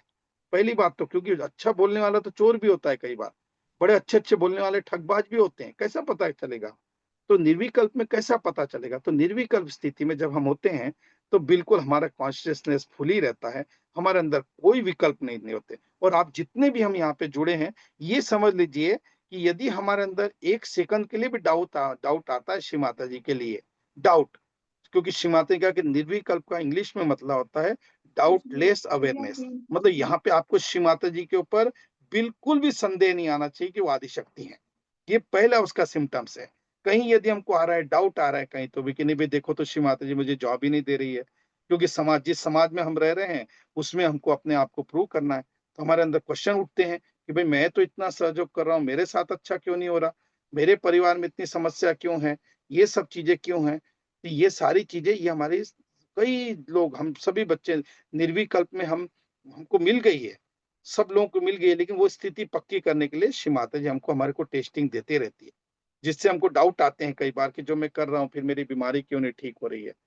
तो निर्विकल्प स्थिति के अंदर कोई हमको, कोई भी किसी भी तरह से श्री माता पे डाउट नहीं आते। और दूसरी बात, माँ के शब्दों में मैं कहूं कि यदि एक भी निर्विकल्प व्यक्ति यदि किसी ट्रेन में बैठा है तो उस ट्रेन का एक्सीडेंट नहीं होता। एक भी निर्विकल्प व्यक्ति यदि पूरे शहर में बैठ जाए तो उसके शहर में आपदाएं बच जाती है, क्योंकि परमात्मा केवल निर्विकल्प व्यक्ति के थ्रू ही काम करता है। और आज तक के यकीन माने कि हमारे बहुत, कभी मैंने एक्सीडेंट कभी नहीं देखा, निर्विकल्प व्यक्ति के सामने किसी की डेथ नहीं होती, उसकी जायबाद होगी। और दूसरी बात, मैं बहुत बड़ी बात आप सब लोगों को बताऊं कि श्री माता जी के शब्द थे कि मैंने निर्विकल्प आपको दे दी है लेकिन नहीं दी है। इसका क्या मतलब हुआ कि श्री माता ने जो हमको नॉट क्यों लगाया, माने ऊपर 3 नॉट क्यों लगा, कभी सोचा है? वो इसलिए लगाया है कि श्री माता जी ने कहा है कि मैं निर्विकल्प आपको दूंगी, लेकिन अभी नहीं दूंगी, क्योंकि जब आप निर्विकल्प, समझो निर्विकल्प में आप आ गए तो फिर आप कार्य नहीं कर पाओगे परमात्मा का, फिर आप निमित्त मात्र करोगे। तो निर्विकल्प स्थिति सभी को प्राप्त होनी चाहिए, और है ही हमारे अंदर। जय श्री माता। Please continue. जय श्री माता जी। बहुत ही अच्छा बताया आपने। अगला क्वेश्चन ये है भैया, बच्चे ये पूछना चाह रहे हैं कि what message would you like to give to young seekers who are new to Sahaj yoga. New seeker, those who want to come in Sahaj yoga. हाँ जी। The important is that if they want to come in Sahaja Yoga, they have to understand that there should be some eligibility criteria.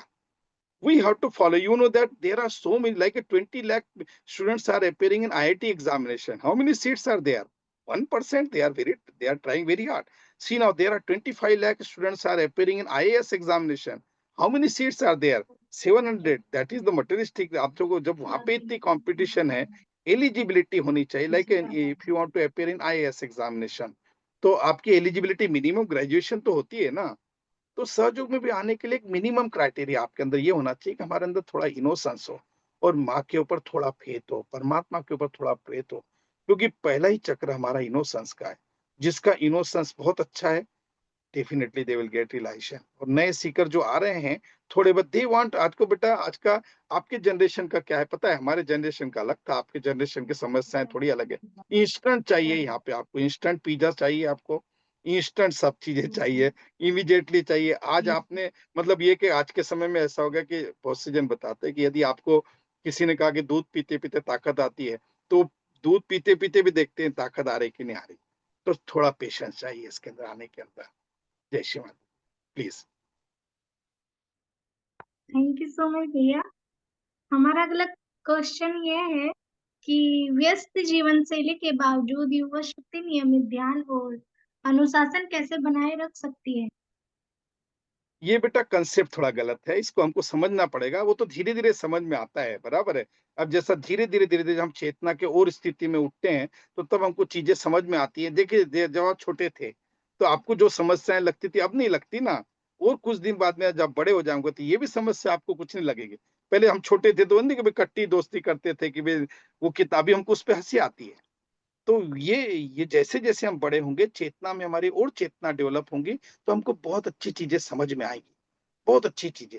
धीरे धीरे सहयोग हमको भी, बच्चों को भी समझ में आएगी. नहीं, इसके लिए सहयोग के लायक हमारा आचरण बनना जरूरी है. बहुत स्ट्रिक्ट आचरण बनना जरूरी है. सहयोग में क्या है कि श्री माता ने कहा कि सहयोग में आके आपको, अब एक बार सहयोग में हम आ गए, अब हम आम आदमी के सरी का बर्ताव नहीं कर सकते. हमको लेगा. और दूसरी बात मैं माँ के शब्दों में बताऊं, आप बात को बहुत गौर से समझिएगा.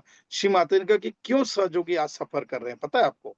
सहयोगी खुद की वजह से सफर नहीं कर रहे हैं, क्योंकि पहली बात तो वो इसलिए सफर कर रहे हैं कि वो बाहर के दुनिया को देख रहे हैं. उनको ये नहीं पता कि हमारा कितना महत्व है. हम तो परमात्मा को पाए हुए हैं, हमारे अंदर से माँ साक्षात बह रही है, साक्षात शक्ति हमारे अंदर से बह रही है. तो हमारे शक्ति का अपमान नहीं होना चाहिए. तो जब हम बाहर देखते हैं, जब देखते हैं कि लोग सफल हो रहे हैं, ये हो रहा है, वो हो रहा है, तो हमारा पुण्य क्षीण हो जाता है. उससे फिर हमको तकलीफ होना शुरू हो जाती है. तो आत्मस्वरूप होके रहें तो बहुत सारी चीजें, समस्याएं धीरे धीरे धीरे उसका समाधान हो जाता है बेटा. जय श्री माता जी. थैंक यू भैया। जय माता जी। अगला क्वेश्चन ये है कि भैया कभी फैमिली में ओपसी क्या क्या जाता है, सेंटर जाने के लिए क्या करें?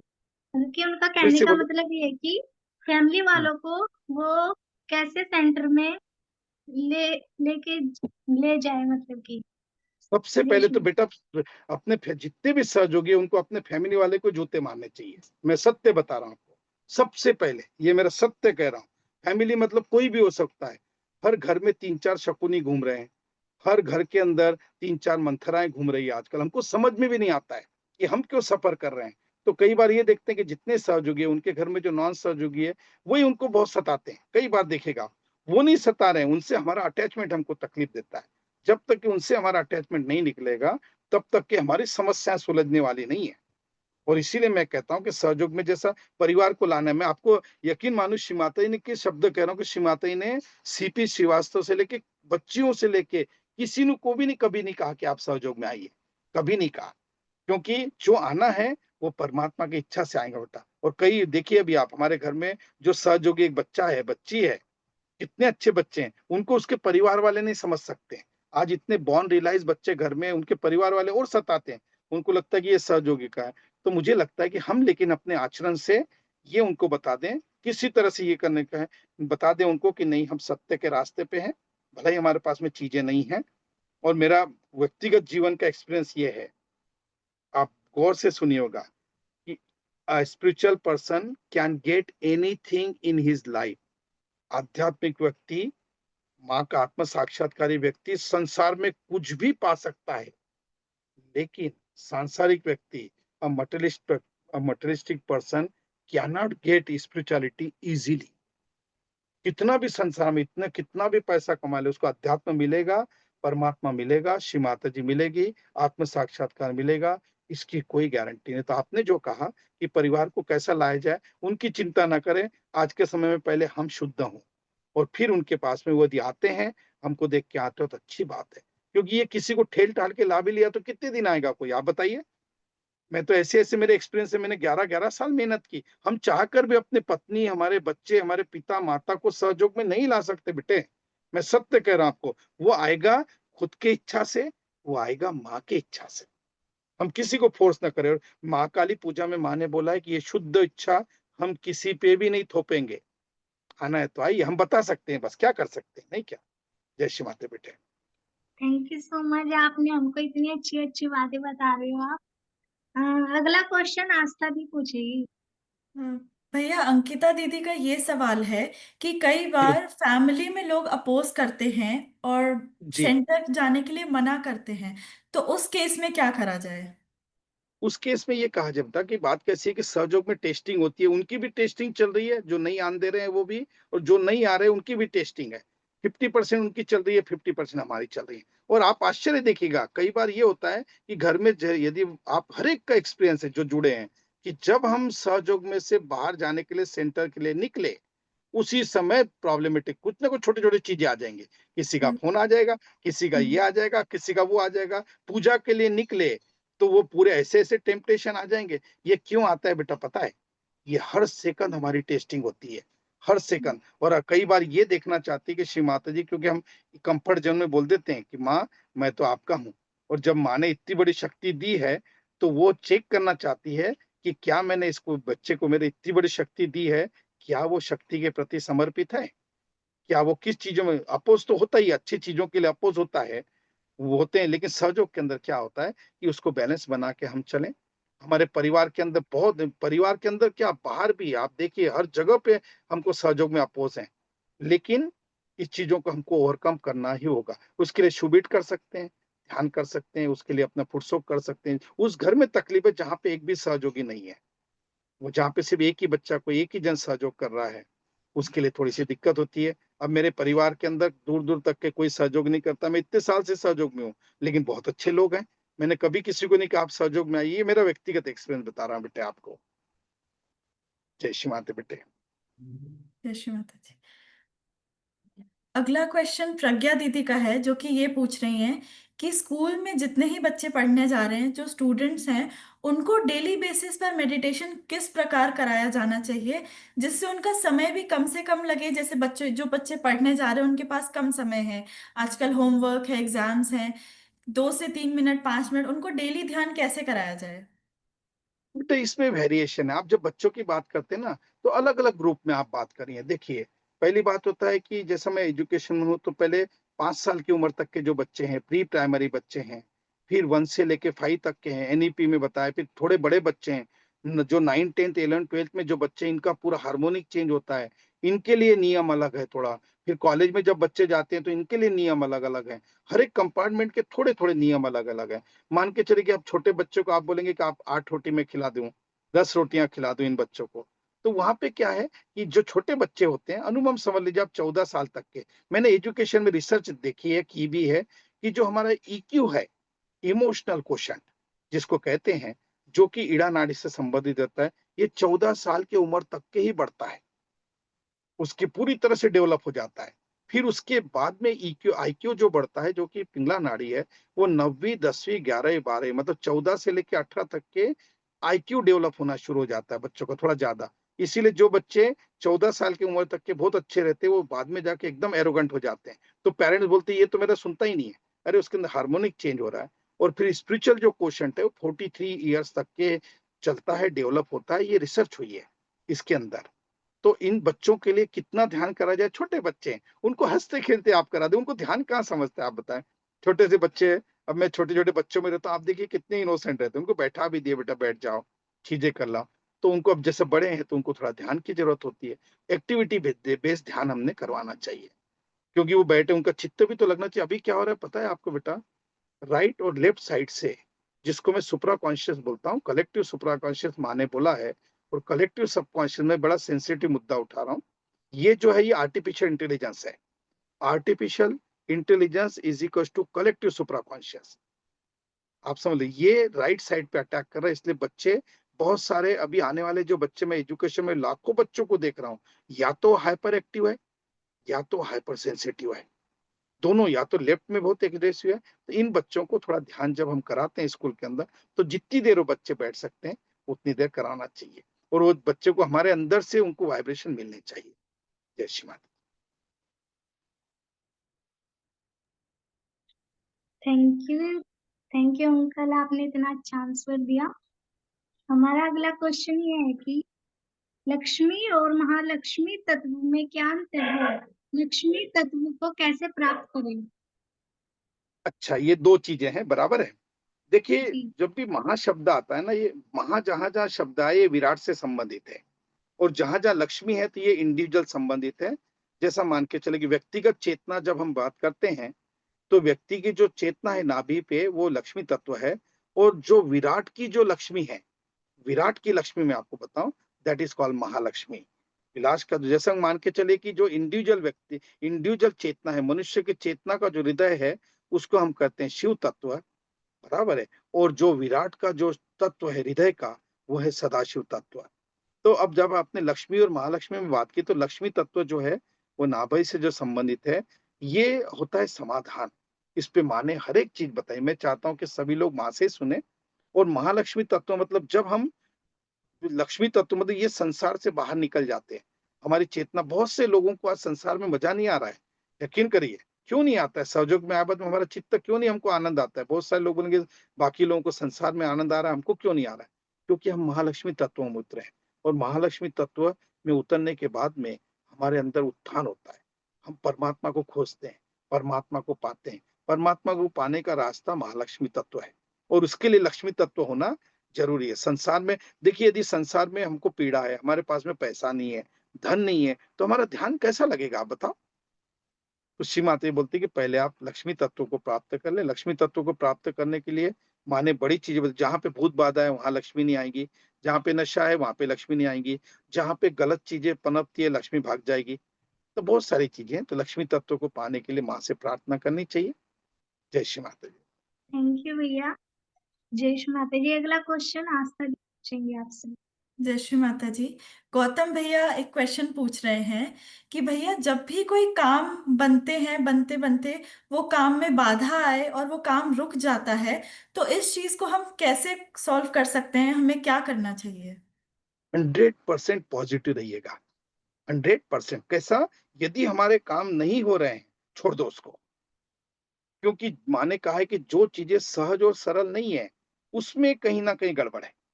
उसके अंदर वो, अभी देखिए मान के चलिए किसी ने कहा कि आप देखिए, आप बोलते हैं ना कि सहयोग में आप जाते हैं तो बीच में कई बार बहुत सारी अड़चने आती हैं, ध्यान जाते जाते सेंटर में जाते जाते आते हैं। क्योंकि क्या होता है कि जैसे ही हम कोई अच्छा कार्य करने निकलते हैं, तो हमारे विचारों को निगेटिविटी पकड़ती है। सबसे पहले वो समझ जाती है ब्रेन। जो व्यक्ति निर्विचार है उसको निगेटिविटी पकड़ ही नहीं सकती, उसको समझ में नहीं आता निगेटिविटी को क्या करें। तो हम जब, और दूसरी बात, जब कोई भी परेशानी आ रही है हमारे अंदर, तो सबसे पहली बात यह है कि श्री माता जी से पहले हम पूछें कि क्या श्री माता जी में ये मेरे लिए उचित है। आश्चर्य की बात से हम माँ से पूछते नहीं। और यदि कोई भी सहज सरल चीजें नहीं हो रही है, मैं आपको आश्चर्य खुद का एग्जाम्पल देके बेटे बताऊं कि मैं कोई फोर्स नहीं करता हूँ, कोई चीजें नहीं होती ना छोड़ देता हूँ, फिर देखा कि दूसरी ट्रेन मिल गई बड़ी। आज तक के कभी कोई ट्रेन छूटी नहीं, इतने मिराकल हुए, ये नहीं फिर अब तो ऐसा ऐसा एक्सपीरियंस हो गया कि ये काम नहीं हो रहा तो कुछ तो भी इससे अच्छा होने वाला है। और वो होता है बाद में उस समय, लेकिन हमारे अंदर क्या होता है कि डाउट माँ क्रिएट करती है कि भाई होगा कि नहीं होगा। यही होना मतलब ईगो की बात है। कई बार बहुत सारे, अभी मैं बहुत सारे सहयोगी से मिलता हूँ, बच्चों से मिलता हूँ, वो बोलते हैं अंकल मेरे ये काम नहीं हो रहे हैं, वो मेरे को करना है, वो चीजें नहीं हो रही है। तो मैंने कहा बेटा थोड़ा छोड़ के देखो, वहां पे छोड़ के देखो, शायद माँ आपको इससे बड़ा देने वाली है, पक्का देने वाली है। लेकिन अभी क्या है, पेशेंस नहीं ना। और ये जो सामाजिक ढांचा है पूरा डगमगा गया है। समाज की जो एक्सपेक्टेशन नहीं कि तुम्हारे पास पैसा नहीं होगा तो क्या होगा, तुम्हारे पास में ये नहीं होगा तो क्या होगा, ये सब गलत धारणाएं हैं, सब गलत धारणाएं। जय श्री माता बेटे। जय श्री माता जी। अगला क्वेश्चन ये है भैया जैसे कि हम सब पढ़ रहे हैं, हमारे साथ काफी हमारे मुस्लिम दोस्त भी हैं, मुस्लिम कम्युनिटी जी भी है। उन लोगों को जी मेडिटेशन के बारे में जब बताया जाता है तो उन्हें कहीं ना जी। कहीं जिज्ञासा उनके मन में एक उठती है। पर भैया, हम्म। उन लोगों को सहजयोग के बारे में हम कैसे इंट्रोड्यूस करें और कैसे माँ के बारे में बताएं? अब उसके लिए एक ये सबसे ज्यादा मेरे मित्र, एक बार मैंने 3,000 मुस्लिम लोगों को रिलेशन दिया। अब मैं मुस्लिम कम्युनिटी में भी काम किया हूँ कई बार, अकेला मैं ब्राह्मण व्यक्ति था जो मुस्लिम कम्युनिटी में मैंने काफी उनके बीच में काम किया था, और बहुत अच्छे लोग होते हैं। लेकिन एक चीज हम समझ लें, ये दो तत्व हैं, एक साकार और एक निराकार। बराबर, हम सहयोग में भी साकार को पकड़ के बैठे हैं, निराकार को अभी तक के हमने छुआ नहीं, और वो लोग निराकार को मानते हैं। दो जो है, बुद्ध जो धर्म है और जो मुस्लिम धर्म है, ये निराकार को मानते हैं। और आश्चर्य की बात है, यदि सहयोगी थोड़े से ठीक फुल तरीके से रहें तो वो बहुत जल्दी परमात्मा को पा सकते हैं, क्योंकि वो निराकार को मानते हैं। निराकार को उनको इसमें बोला गया कि जब हम वो लोगों को बोले कि आप सिर्फ कुछ मत करो, आप छोड़ो अल्लाह को, आपने देखा, सिर्फ आप दोनों हाथों को आगे करके देखो, क्योंकि कुरान में लिखा है कि जब कयामा का समय आएगा, जब आपको दोजख में जाने की बात होगी, तब आपके हाथ बोलेंगे, दोनों हाथ बोलेंगे। तो बोला देखो दोनों हाथ सामने करो, दोनों हाथ सामने करो, देखो मिल रहा है कि नहीं, अल्लाह ताला यही तो है।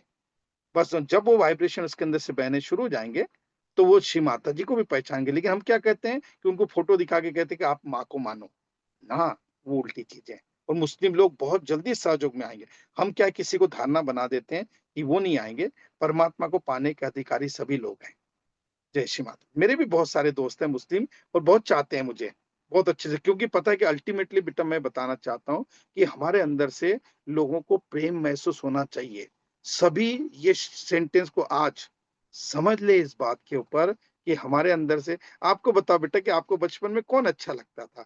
जिसने आपको प्रेम दिया, जिसने आपके मुसीबत में बोला कि बेटे चिंता मत कर, मैं आपके साथ हूँ। था कि नहीं था ऐसी बात? तो ऐसी होती थी। और उसी समय क्या था कि इसीलिए मेरा कंसेप्ट है कि a lovable person is 1000 times better than emotional and intellectual person. इसीलिए हमारे अंदर का प्रेम जब उनको, इसीलिए माँ के पास, मैंने तो साकार रूप में माँ को देखा है। माँ के पास में जब हम जाते थे ना, अभी भी मुझे माँ की छवि निकलती नहीं, इतनी प्रेमळ, इतनी भोली माँ कि उनके पास में जाए बाद में मुस्लिम तक को लगता था कि माँ मेरी है। माँ के पास में जो जाता था वही माँ के प्रेम में घुल जाता था। वो भूल ही जाता था कि कोई अल्लाह ताला है, बोलते माँ आप ही अल्लाह है। माँ कभी किसी को नहीं बताती थी कि बेटा मैं आदि शक्ति हूँ। जब साकार रूप में थी तो कई मुस्लिम आए हैं सहयोग में, टर्की में कितने मुस्लिम हैं। लेकिन हमारे बात में क्या है कि हम माँ को, जब मुस्लिम लोगों को सहयोग बताना है तो हमारे अंदर प्रेम से बताना चाहिए हमने। उनको उनको गणेश नहीं समझ में आएंगे। और दूसरी बात यह है कि उनको बहुत सारी, उनके अंदर कंडीशन भी नहीं बनी है। बहुत सारे जो हमारे अंदर कई बार प्रॉब्लम है कि हमारे अंदर गणेश की कंडीशनिंग बनी है बहुत सारे, लेकिन उनके इसमें नहीं बनी है। तो उनको बस इतना बोले कि आप निराकार में यही अल्लाह है, इस दोनों हाथ पे आप अल्लाह ताला को पालो, बाकी भूल जाओ सब चीजें। जय श्री माता जी। थैंक यू भैया। रेश माता जी, हमारा अगला क्वेश्चन ये है कि भैया आपने अपने करियर के लिए माँ से क्या प्रार्थना की, इसके बारे में कुछ बताइए। क्या रेश प्रार्थना की? जी।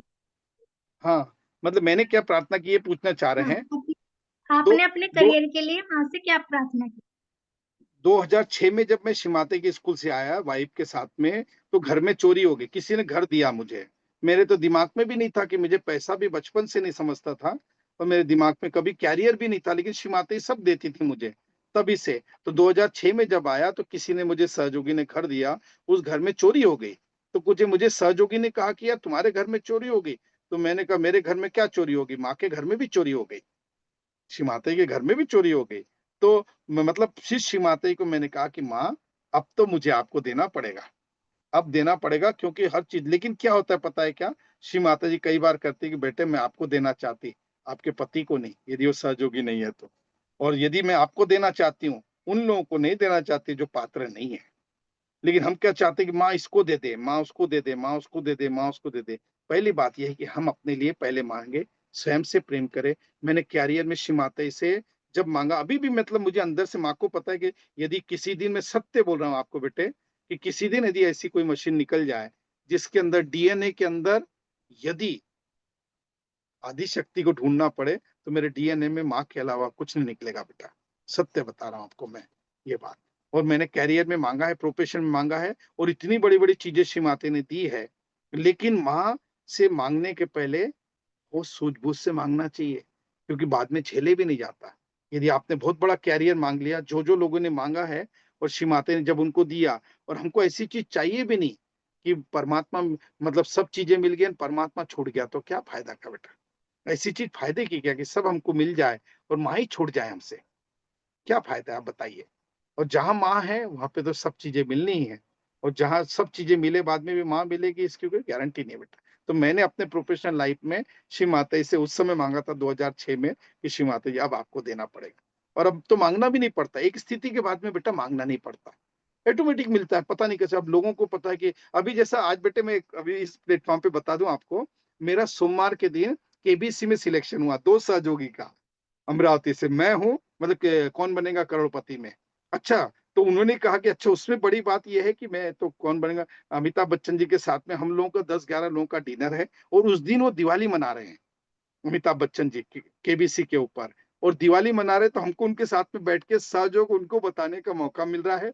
उन्होंने कहा कि इस प्लेटफ़ॉर्म के ऊपर आप 3-4 क्वेश्चन पूछ सकते हैं, आपके बारे में अमिताभ जी पूछेंगे, तो मैं माँ के बारे में बताऊँगा सहयोग, कि मैं सहयोगी हूँ, माँ ने मेरे को सहयोग दिया है, मेरी माँ के तरफ से मैं आया हूँ। अमिताभ जी आपको बहुत-बहुत धन्यवाद। आप भी श्रीवास्तव हैं, माँ भी श्रीवास्तव थीं, ये बात। और वो कई कंट्रियों में वो प्रोग्राम चलता है, तो सभी को दिखाई देगा, और बड़ी बात ये है कि मेरे लिए गौरवशाली बात है कि वो प्रोग्राम दिवाली के दिन रिलीज़ होगा। दिवाली के दिन सबको दिखाई जाएगा। तो ये मैंने कुछ नहीं किया, ये तो हुआ, पता नहीं, वो तो माँ को कहीं भेजना था। अभी मैं केरला गया था, केरला के अंदर पूरे केरला के लोगों ने इतना स्वागत किया, चीफ मिनिस्टर से लेके, तो हम थोड़ी कुछ कर रहे हैं, ये श्री माता जी कर रही हैं हमारे लिए, हर सहयोगी बच्चे के लिए कर रही हैं। जय श्री माता बेटे। जय Shri Mata thank ji you भैया। भैया इतना जय श्री अच्छा माता बेटे। आंसर बताने के लिए। जय श्री माता। जय श्री हम माता। आपने तो भैया हम सबके मन की बात पढ़ ली। चैट में भी युवा शक्ति ये पूछना चाह रहे थे कि आप केबीसी में जा रहे हैं, कैसे, क्या पर्पज है। आपने तो एकदम मन के बात पढ़ के हम सबकी ओर बता दिया पहले वो ही। क्या किसी ने कहा नहीं, देख उन्होंने कहा, किसी ने मुझे कहा कि सर आपका नंबर, वो सोनी चैनल है, सोनी टीवी हाँ के, जी। तो उनके हाँ जी। ओनर के ब्रदर ने फोन किया मुझे, और वो हाँ जी। कहा कि सर आपको केबीसी में जाना है एक्चुअली। तो मैंने कहा कि ठीक है, जाना है तो ठीक है। तो मेरे दिमाग में एक सेकंड में थॉट्स ये नहीं आया, अब क्या व्यक्ति थोड़ी बड़ा होता है, मैं ये हर चीजें सोचता हूँ कि इसमें मैं जाके सहयोग को कैसा प्रोपोगेट करूं, हम्म। हमारे जाके हम हमारे अंदर से, क्योंकि माँ बह रही है, पता नहीं पूरे संसार के अंदर चीजें जाए, माँ का नाम चले जाए उस बहाने, उस प्लेटफॉर्म के अंदर। तो इसीलिए वो सिलेक्शन जब हुआ तो मैं खुश हुआ कि चलो ठीक है, कहीं ना कहीं श्री माता जी मुझसे कुछ, माँ हम लोगों से अब कुछ करवाना चाह रही है, दोनों से। बिल्कुल। जय श्री माता जी। बहुत ही अच्छी न्यूज़ है भैया कि माँ ने कैसे आपको माध्यम बनाया, और कैसे अब आप इतने बड़े प्लेटफॉर्म पे जाके सहज को हम फैला पाएंगे, आप बता पाएंगे मैं सबको। मैं बेटे, मैं अमिताभ बच्चन को जरूर जाके वो हैंडविल मार्क का देने वाला हूँ, पता है, क्योंकि आपको शायद आश्चर्य बिल्कुल। होगा कि श्री माता जी अमिताभ बच्चन वो बहुत फैमिली से क्लोज हैं वो लोग, और हाँ कोई जी। बड़ा नहीं हाँ होता, जी। ये तो हम हम्म। समझते हैं, एक सहयोगी सबसे बड़ा है। और मैं हाँ अपने जी। व्यक्तिगत जीवन से बताऊं कि माँ को ही हमको रिप्रेजेंट करना है, कहीं पे भी जाके हम गए तो हमारे अंदर से माँ दिखनी चाहिए सबको, हर एक बिल्कुल। के अंदर से, हमारे अंदर से माँ के दर्शन होने चाहिए। अमिताभ बच्चन को भी हमारे अंदर से माँ के दर्शन होने चाहिए कि भाई बताओ तो सही, भाई साहब आप, वो कहेंगे मुझे पता, 3-4 क्वेश्चन उनके आए थे, तो मैं ये हम्म। कहूंगा कि जो भी कृपा है मेरी माँ की कृपा है, जो बना हूँ मैं माँ का बना हूँ। हम बिल्कुल। सहयोगी जो बच्चे हैं, बस यही माँ का संदेश वो प्लेटफॉर्म पे दे दूंगा मैं जाके। जय श्री बिल्कुल। माता जी। बिल्कुल। थैंक यू भैया। हमारा अगला क्वेश्चन ये है कि फूड शॉप क्यों करना चाहिए और कब कितनी बार करना चाहिए। मैं बताता हूँ, उसके पहले एक चैट में मुझे क्वेश्चन दिख रहा था, दिव्यांश पांडे बोल रहे थे कि भाई आपका रिलीज कब होगा ये केबीसी का, तो ये जिस दिन दिवाली होंगी उसी दिन ये रात को रिलीज होगा ये प्रोग्राम। उसमें 3-4 क्वेश्चन हमारे होंगे, तो उसी दिन हमारा रिलीज होगा, दिवाली के दिन रिलीज होगा। दिवाली में धनतेरस के दिन है, दिवाली जिस दिन होगी उस दिन रिलीज हो जाएगा वो। मैं शेयर भी कर दूंगा आप लोगों को। आपने ये बोला था बेटा अभी कि फुट शो कितने बार करना चाहिए, ये क्वेश्चन में आपने पूछा था, और कब करना चाहिए। तो सबसे पहली बात है बेटा, कुछ भी चीज करने के पहले आप सुन लीजिए इस बात, सभी सहयोगी के इस बारे में आपने क्वेश्चन पूछा, हो सकता बहुत से जनों तक के क्वेश्चन उनके भी हो, कितने बार करने चाहिए, इसका कोई नियम नहीं है। भाई मैं बोलूंगा कि आपने ये क्वेश्चन पूछा कि अंकल कितनी रोटियां खानी चाहिए, तो मैं बोलूंगा कि जितनी आपकी पचन क्रिया है उतनी रोटियां खानी चाहिए। आपका पेट ही आपको बता देगा कि भाई किसी को 3 रोटी खाना चाहिए, किसी को 5 खाना चाहिए। उसी के लिए फुट सोक कितने बार करना चाहिए, इसके लिए पहले बेटा ये हंस चक्र जो होता है, विशुद्धि चक्र और आज्ञा चक्र के बीच में यहाँ पे हंस चक्र है, ये हमारा डेवलप होना चाहिए। यदि ये डेवलप नहीं हुआ तो हमारे और अधिकतर लोगों को तकलीफ इसलिए है, और वो क्यों नहीं डेवलप हो रहा है और कैसा होगा उस पर मैं आता हूँ, क्योंकि मैं सॉल्यूशन बताता हूँ। क्वेश्चन तो है कितने बार करना चाहिए। ये हंस चक्र जब खुलता है तो हमको पता है कि कब करना चाहिए। अरे जब हमारी राइट साइड पकड़ी नहीं है तो हम क्यों कर रहे हैं, नंबर 1। वो लेफ्ट साइड लोगों के लिए फुटसोक करके कितनी बार करोगे। एक्चुअली फुटसोक जो होता है वो राइट साइड लोगों के लिए जल्दी कूल करता है, और लेफ्ट साइड व्यक्ति और भी यदि वो लेफ्ट कर रहा है और फुटसोक कर रहा है, फुटसोक से हमारा राइट साइड कूल होती है। तो लेफ्ट साइड लोगों ने कम फुटसोक करना चाहिए। जो राइट साइड है, जिनकी एक्टिविटी बहुत है, बहुत फिजिकल वर्क करते हैं, बहुत मेंटल वर्क कर रहे हैं, उनके लिए फुटसोक ज्यादा होना चाहिए। कोई इसका समय निर्धारित नहीं है, रात को नहीं करना चाहिए 9 बजे के बाद में, सोने के पहले माँ ने कहा है। अब मैं माँ के शब्द बोलता हूँ कि माँ ने कहा फुटसोक के बारे में कि सोने के पहले जरूर फुटसोक करना चाहिए 10 मिनट सोने के पहले। फिर किसी से बात ना करें हम, क्योंकि पूरी जितनी भी हमारी निगेटिविटी होती है, सभी सहयोगी से मैं खुद को कहता हूँ कि भाई एक हमारे जब हम सोने के पहले एक 10-15 मिनट हम फुटसोक करें, ध्यान करके बंधन लेके सोएं, और फिर सुबह जैसा भी उठेंगे अच्छा उठेंगे। फिर ऐसा नहीं कि वो करने लग गए तो करने लग गए। और हर एक व्यक्ति के लिए नियम अलग है। सहयोग में आपको बताऊं बेटे कि ये जो थंब है हमारा, कितनी बड़ी बात है, सोचिए। ये जो थंब है, ये हमारी उंगलियां है, इसका QR कोड सबका अलग है। इस बात को मान लें। एक पत्ता दूसरे से नहीं मिलता, एक माँ का बच्चा दूसरे से नहीं मिलता, तो एक के नियम दूसरे पे नहीं चलते। ये जीवन प्रक्रिया है, और जीवन प्रक्रिया में हर एक व्यक्ति को डिस्क्रिप्शन खुद लेना है। क्योंकि माँ बोलती थी कि मैं कुछ बताने से इसलिए डरती हूँ कि मैंने बोला कि आप फुटसोक करो तो लोग 40-40 बात करने लग जाएंगे। तो माँ ने कहा कि कोई आप बीमार है, आपको फुटसोक करने की क्या जरूरत।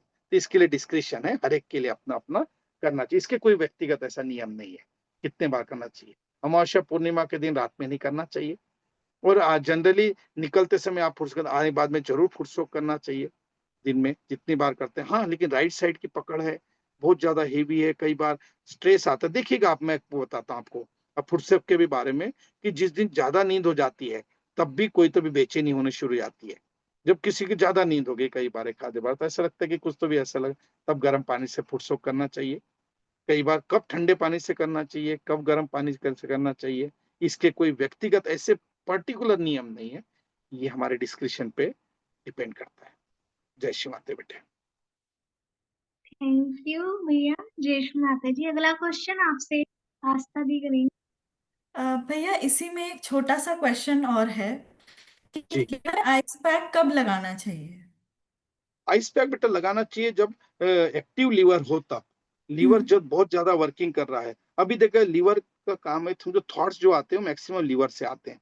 तो हमारे हम्म। किसी लोगों के लेफ्ट के थॉट्स बहुत चढ़ते हैं, past hmm. Past past past. यदि वो खुद ही एनालिसिस करें तो किसी के पास्ट में ज्यादा थॉट्स चलते हैं, उनकी ईड़ा नाड़ी ज्यादा चलती है, और किसी के फ्यूचर के थॉट ज्यादा चलते हैं। तो जब हाँ जी। ओवर एक्टिव हो, गर्मी बढ़ जाए लीवर के अंदर, बहुत हीट बढ़ जाती है। आप यकीन करेंगे जब लीवर में गर्मी बढ़ जाती है तो जब यूरिन वगैरह से बाहर नहीं निकलती है तब वो स्टोर होने लग जाती है लीवर में, तो उसकी जो गर्मी है वो ऊपर चढ़ती है, और तब उसको लगाना चाहिए। बहुत देर नहीं लगाना चाहिए, क्योंकि लीवर आइस पैक जो है वो रात को सोते समय हम लगा लें। जिनको जॉन्डिस है, जिनको लीवर का ज्यादा एक्टिवनेस है, उसने लगाना चाहिए। इसके अंदर हाँ भी एक जी। डिस्क्रिप्शन है, वाइब्रेशन देख के लगाना चाहिए इसके अंदर, क्योंकि हम्म। इसके भी साइड इफेक्ट है। हमको लगता है कि हम कुछ भी कर लें, सहयोग में भी हम कुछ भी कर लें, उठाए तो कोई ने। तो अभी एक थे सहयोगी, वो कहें कि मैं 2-2 घंटे तक लगा के रख लेता हूँ। मैंने कहा कि फिर अच्छी बात है, लगाओगे तो आप 8 दिन उठोगे नहीं। आप देखेंगे जिसके लीवर बहुत गर्मी है, आश्चर्य ये होता है कि जब वो लीवर पे आइस पैक लगाता है तो दूसरे दिन उसको या तो सर्दी हो जाती है या तो बहुत नींद आती है।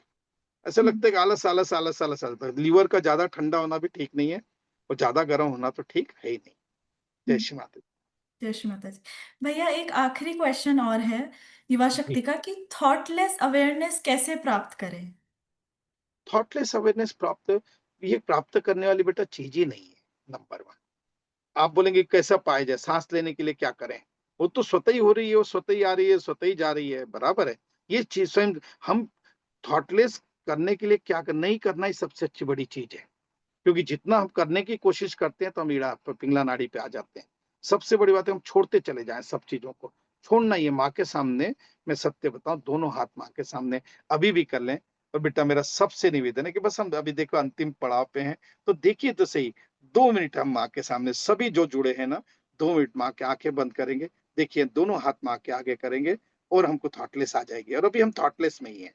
सभी जितने भी हम जुड़े हैं आंखें बंद करेंगे और माँ से पूछेंगे, क्या मैं निर्विचार हूँ माँ? माँ जवाब दे देंगी। एक 10 सेकंड देखें।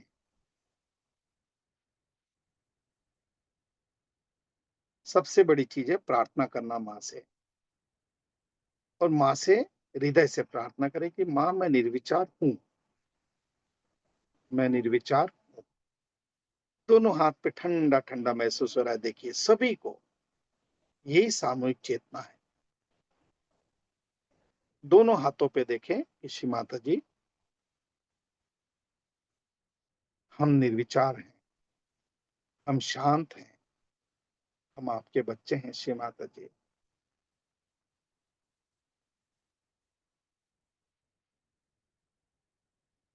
देखिए कितनी आनंद स्थिति है, हमसे कुछ नहीं करना, कुछ भी नहीं करना, कोई प्रयत्न नहीं है।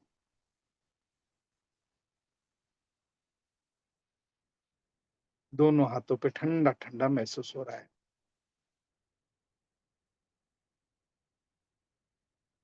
जय श्री माता।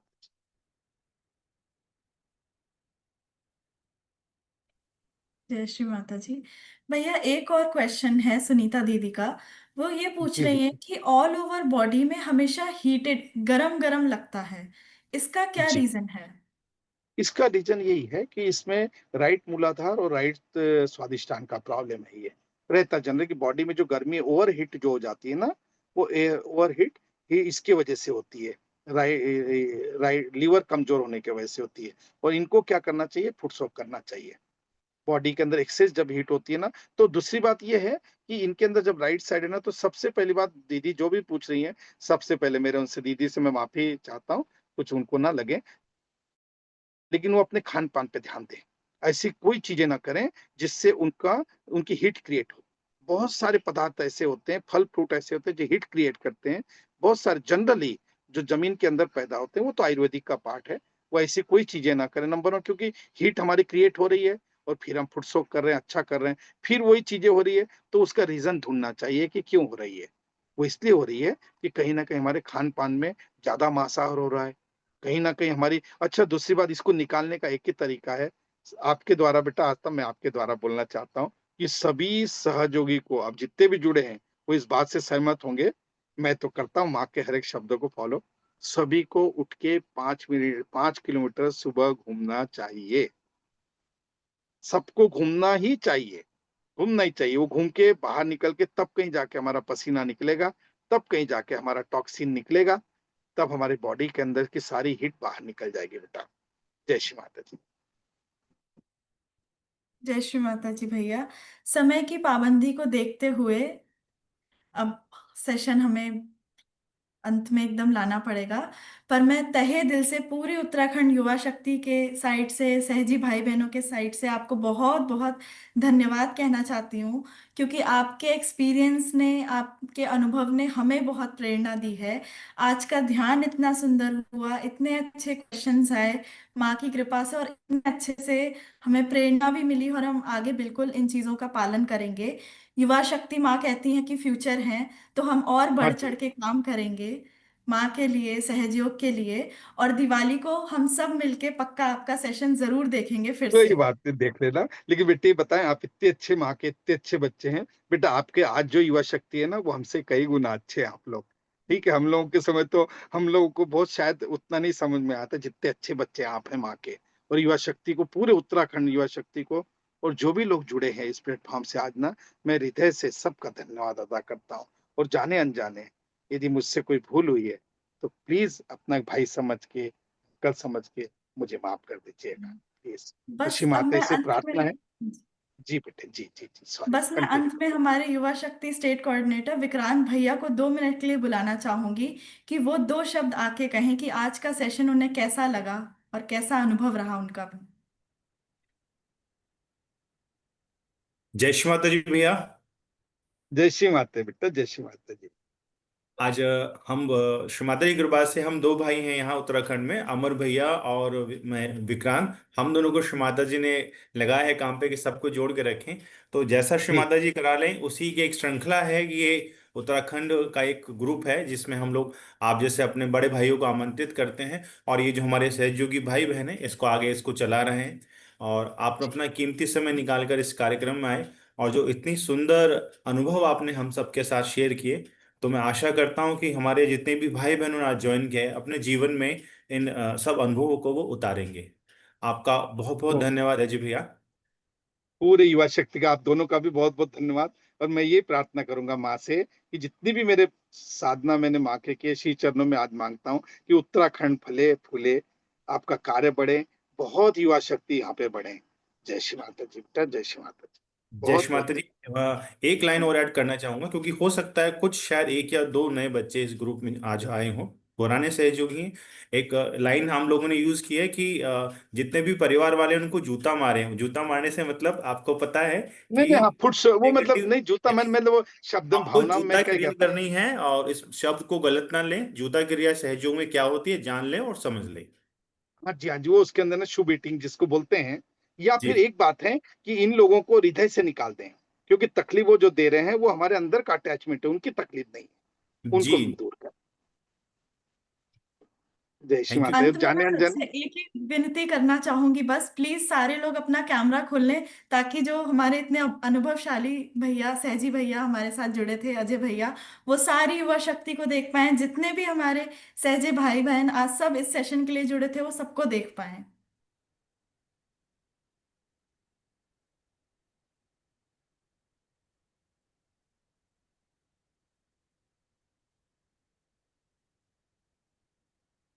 अजय भैया जय श्री माता जी।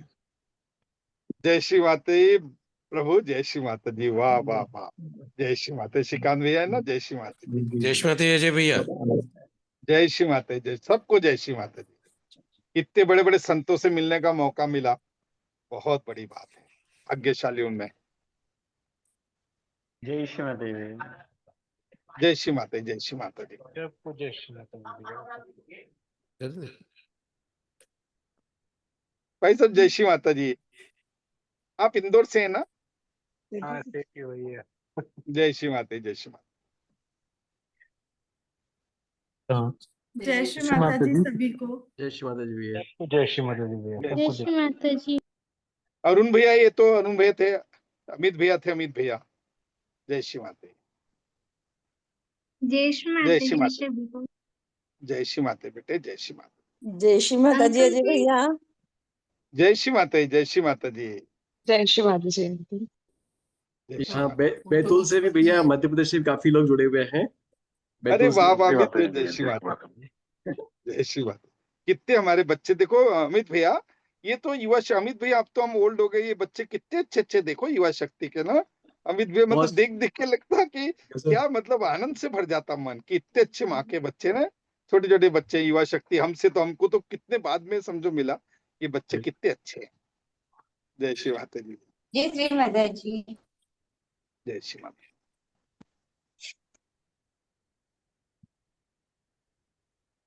जय श्री माता जी। अब हम मीटिंग क्लोज कर रहे हैं। थैंक यू सभी भाई जय बहनों का ज्वाइन करने के लिए। जय श्री माता जी भैया एक बार। जय श्री माता जी भैया। जय श्री माता जी। जय श्री माता जी। जय श्री माता जी। जय श्री जय